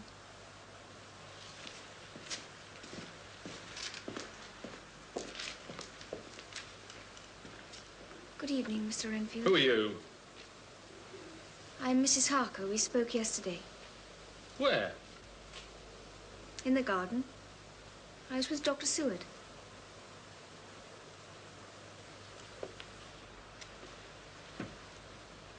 I was very interested in what you were saying about eternal life. You look different today. Do I? Quite different. Tell me, then, more about your theories, flies and spiders and so on. The wings of a fly are typical of the aerial powers of the psychic faculties. Yes, I can see the analogy. The ancients did well to typify the soul as a butterfly. Are you interested in souls, Mr. Renfield? Of course I'm not. Life is all I want. Doesn't each life possess a soul? What? Even a fly and the sparrow. Can one take a life without being responsible for the soul? Why do you go on about souls? I don't want to know about souls. I had a terrible dream last night. You're trying to confuse me. Mr. Renfield, will you help me? Why? I feel we understand each other. In this dream I had, dogs were barking on the heath. I thought I heard you shouting, protesting. Couldn't understand what you were saying. I dreamt that my life was being slowly drained away, and that when I had no more blood, my soul would never find peace. Your soul? Yes. What do you think, Mr. Renfield? That in some way I could have been so sinful that I must spend my afterlife in purgatory?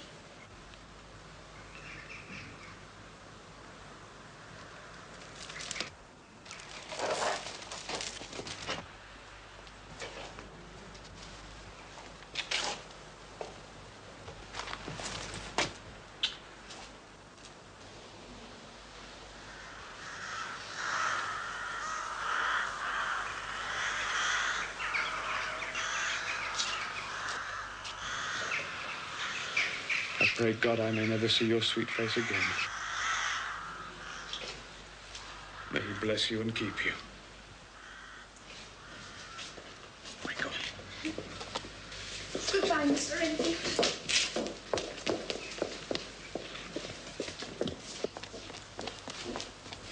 Seward. Thank you, Bones. Dr. Seward. Dr. Seward. You must let me go at once from here. Go, Mr. Renfield. But why? Now. This very hour. Let them take me in a straight waistcoat. Manacled. Leg ironed. Even to prison. Let me go. Is it something Mrs. Harker said that's upset you? If I were free, I shouldn't hesitate a moment to tell you, but I'm not my own master, so let me go, let me go, let me go, let me go, let me go, let me go, let me go, let me go, let me go, let me go. I'm afraid we shall have to wait until the morning to discuss it.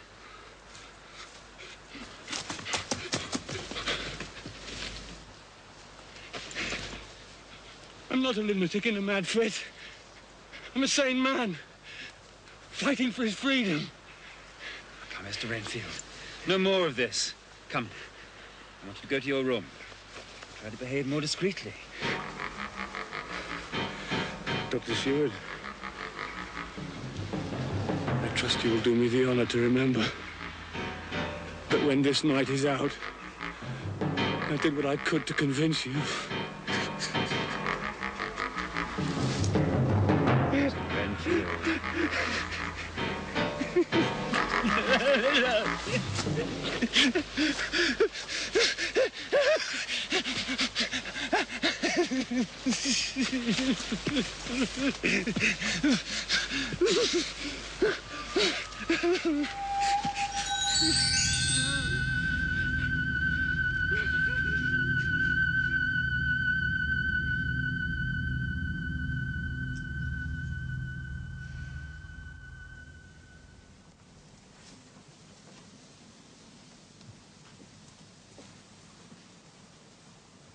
I could have been so sinful that I must spend my afterlife in purgatory.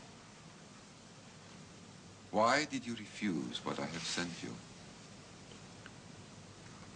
I do not want you here. Why? If thought is life, and strength and breath, and the want of thought is death, then am I a happy fly, if I live or if I die. You should be overjoyed by what I have sent you. You've sent me nothing. Look at me. Look at me. Look at me. I have sent you a human being, a living person. She's initiated. Take from her and give to her. The two of you will live forever. God give me strength.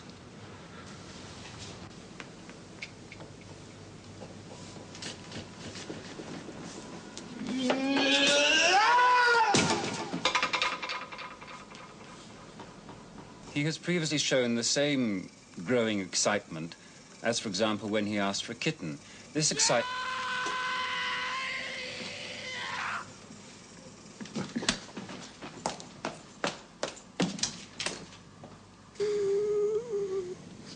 I would not send her soul to purgatory. Who? Whose? She has started. Mrs. Harker. God, Mina. Go to her. Go to her. Go to her. Oh, my God. Take my soul to your bosom.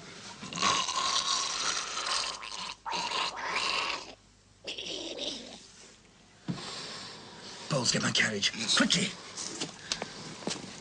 Let's get to Hampstead.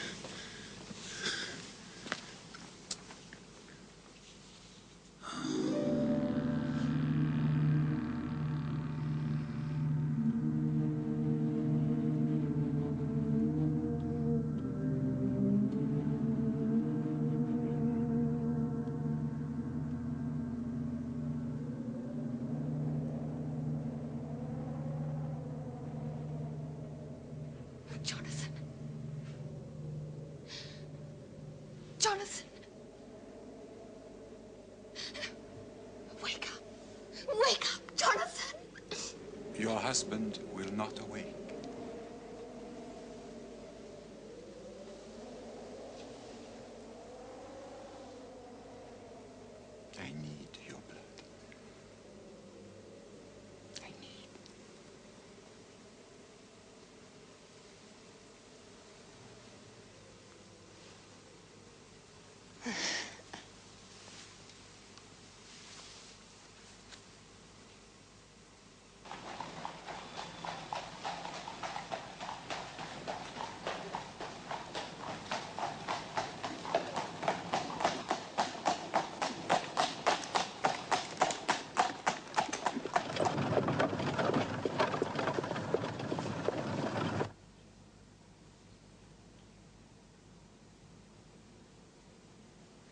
please, please, do not help these men to fight against me.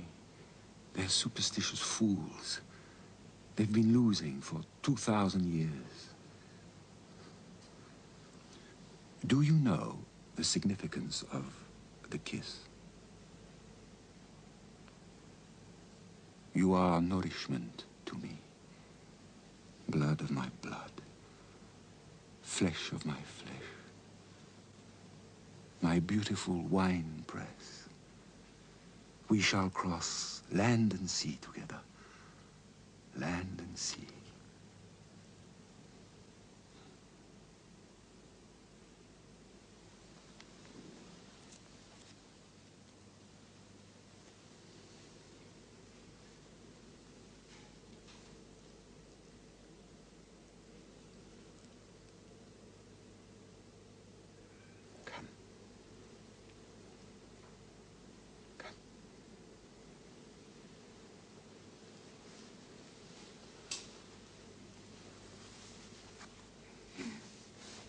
Take from me. Take. Drink. Drink. Drink. Life. Life. Drink. Drink. Drink. Drink.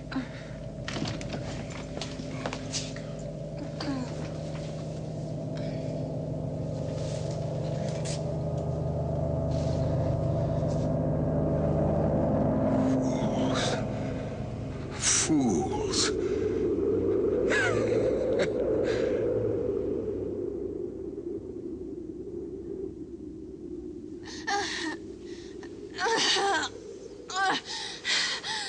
What's the matter?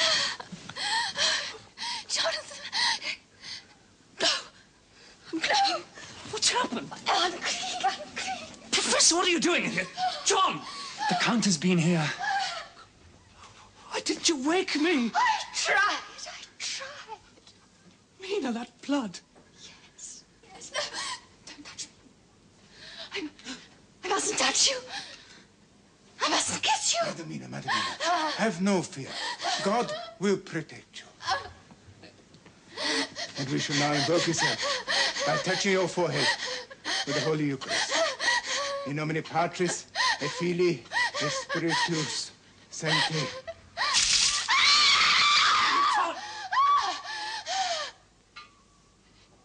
Unclean. Even the Almighty shuns me.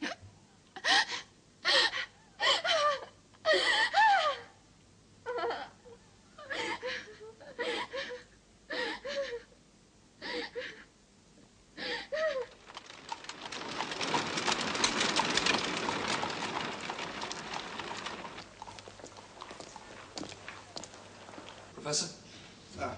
Thank you.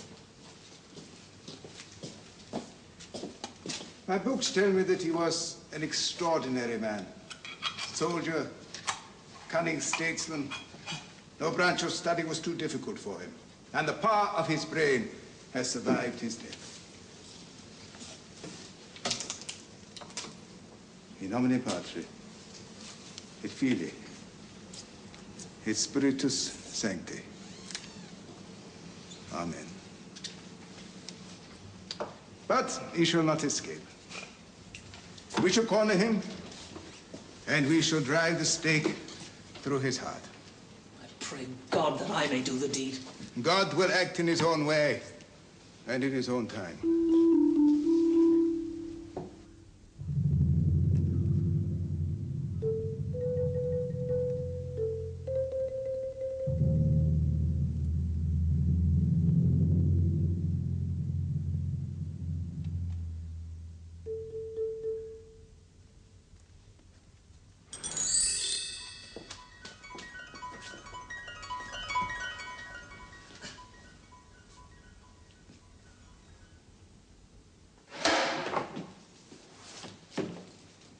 Retro, Maester Thomas.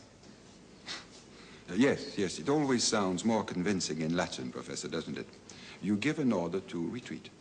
We guard ourselves from your touch. using a cross as a talisman, an instrument of torture and humiliation. A symbol of trouble and trial by which our Christian faith is tested. You seek to destroy me. Why? Because of what you are and what you've done. We must survive, all of us. The blood of a human for me, a cooked bird for you. What is the difference? The difference between good and evil.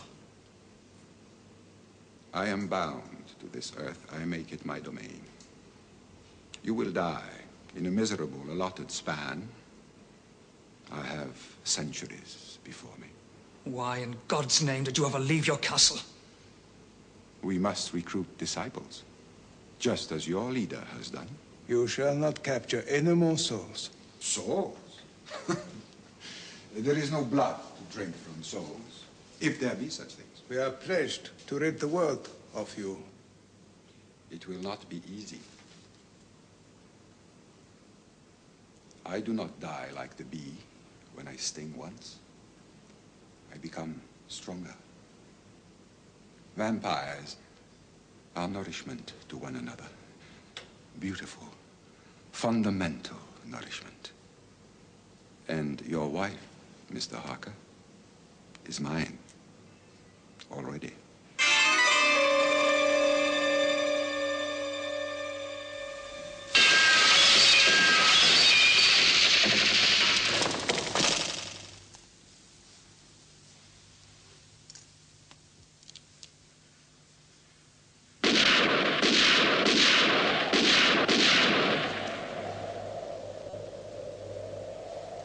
You think you will leave me with no place to rest?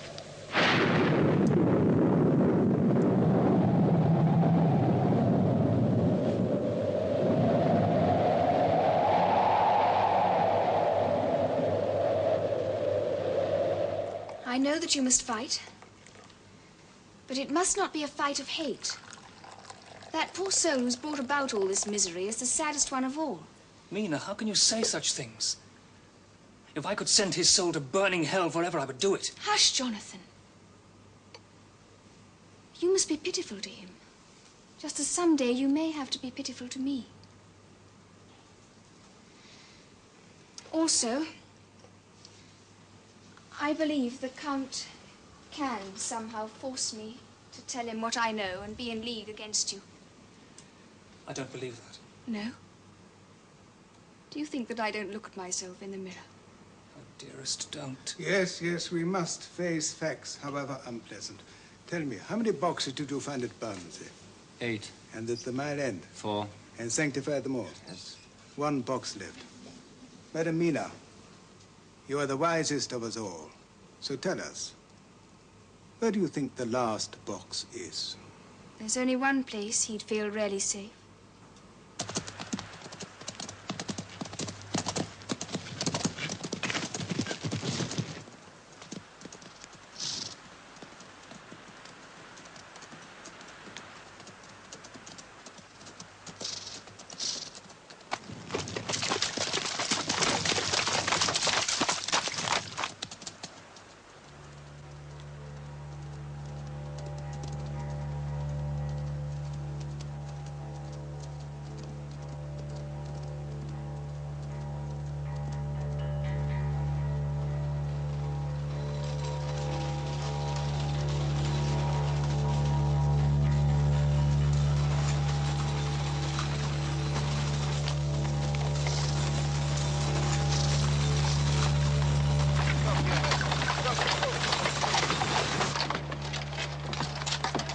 We cannot be far from our destination. We will take the shortcut. Come on.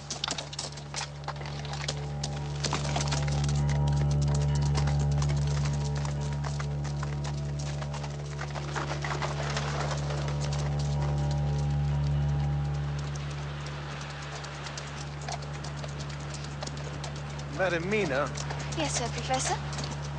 how do you know this is the shortcut to Castle Dracula? From Jonathan's account of his journey, of course. Ah, yes. Yes, of course.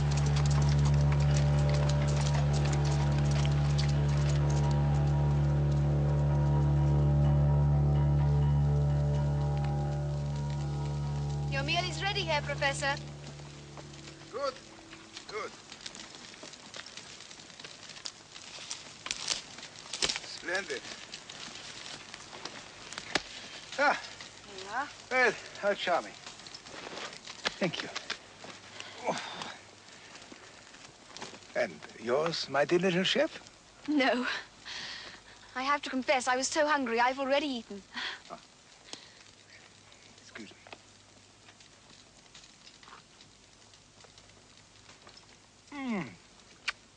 Perfect.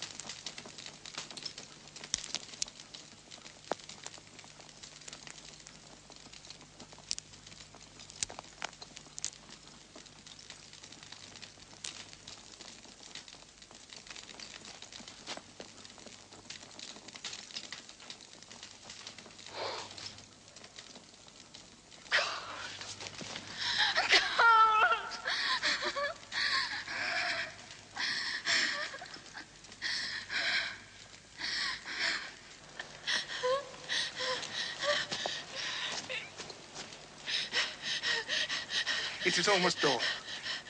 Come to the fire, Madam Mina, and get warm.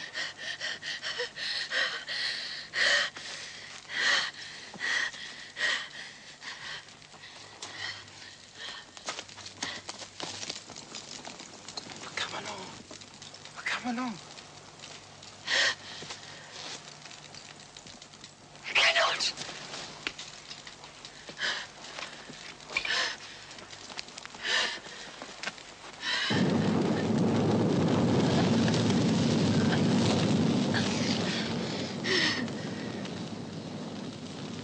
Yes. You are safe here. It is for you, I fear. For me. None safer from them than me. I, too, am their sister. Come with us, sweet sister. Come with us. Come with us. Come, sweet sister. Come, sweet sister. Come with us, sweet sister. Come with us.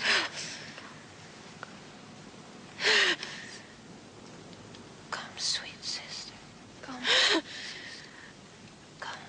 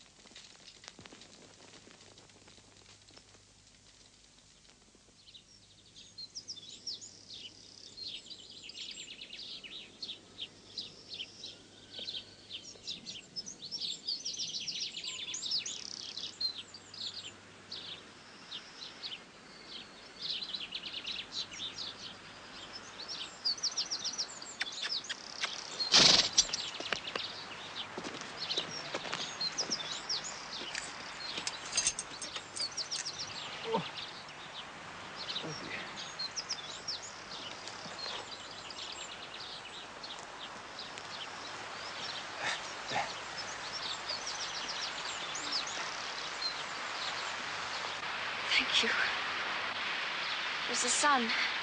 Yes. Thanks be to God. Now you can safely sleep, Madam Mina, until the sun sinks again. Where are you going, Herr Professor? I have work to do at the castle.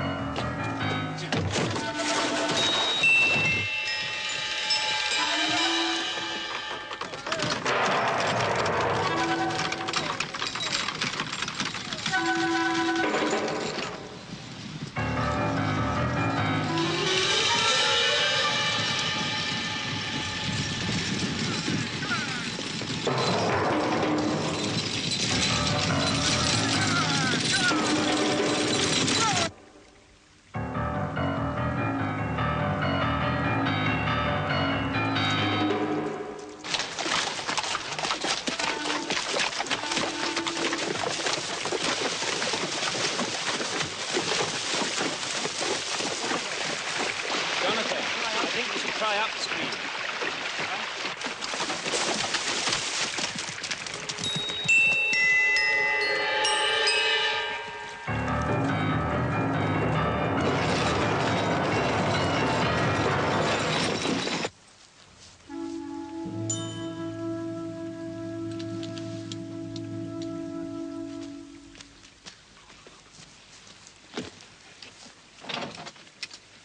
The hour has come, Madam Mina.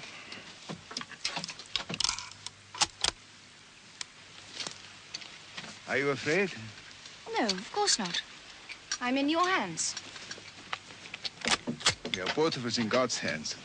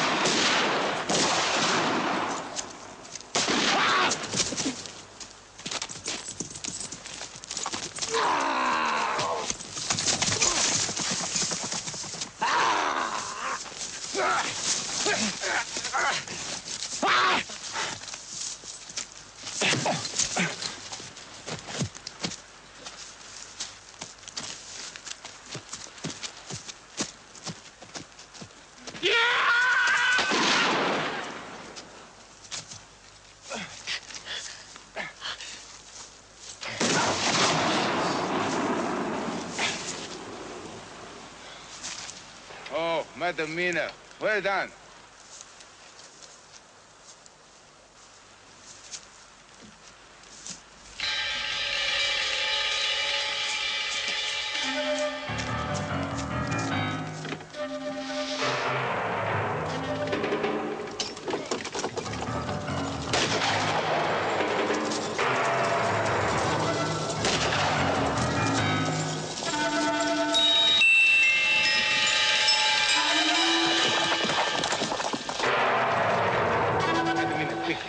Quickly, come.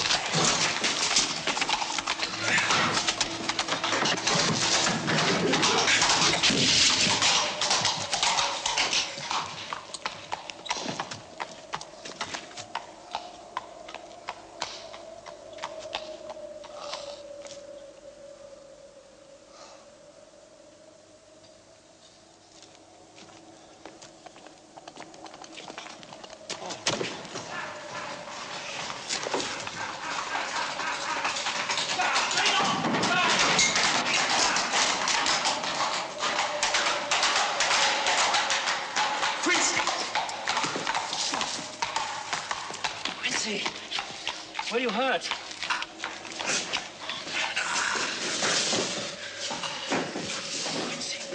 Lie down. Lie down. Come on.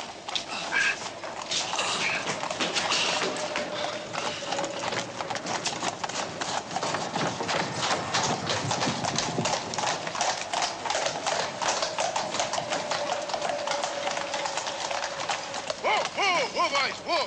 Quickly, John, the box!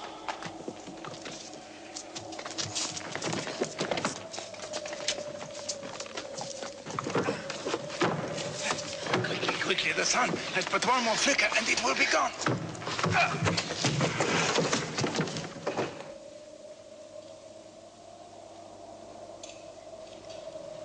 Sunset.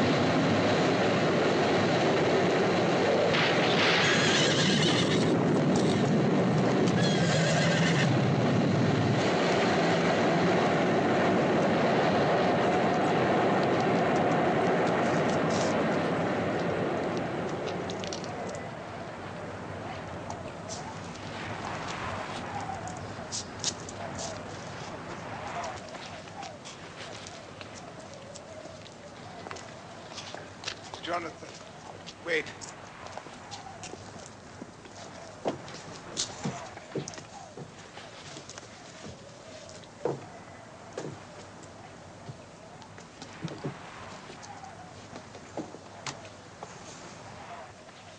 Dust to dust, ashes to ashes.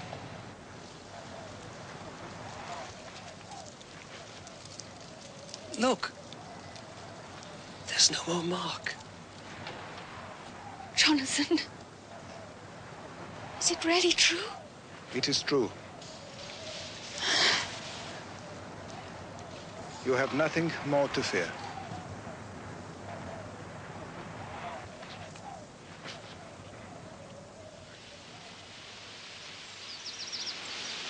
Thank you, God, for protecting us and for all your mercies and for choosing us to be your instruments for good. Amen. Amen.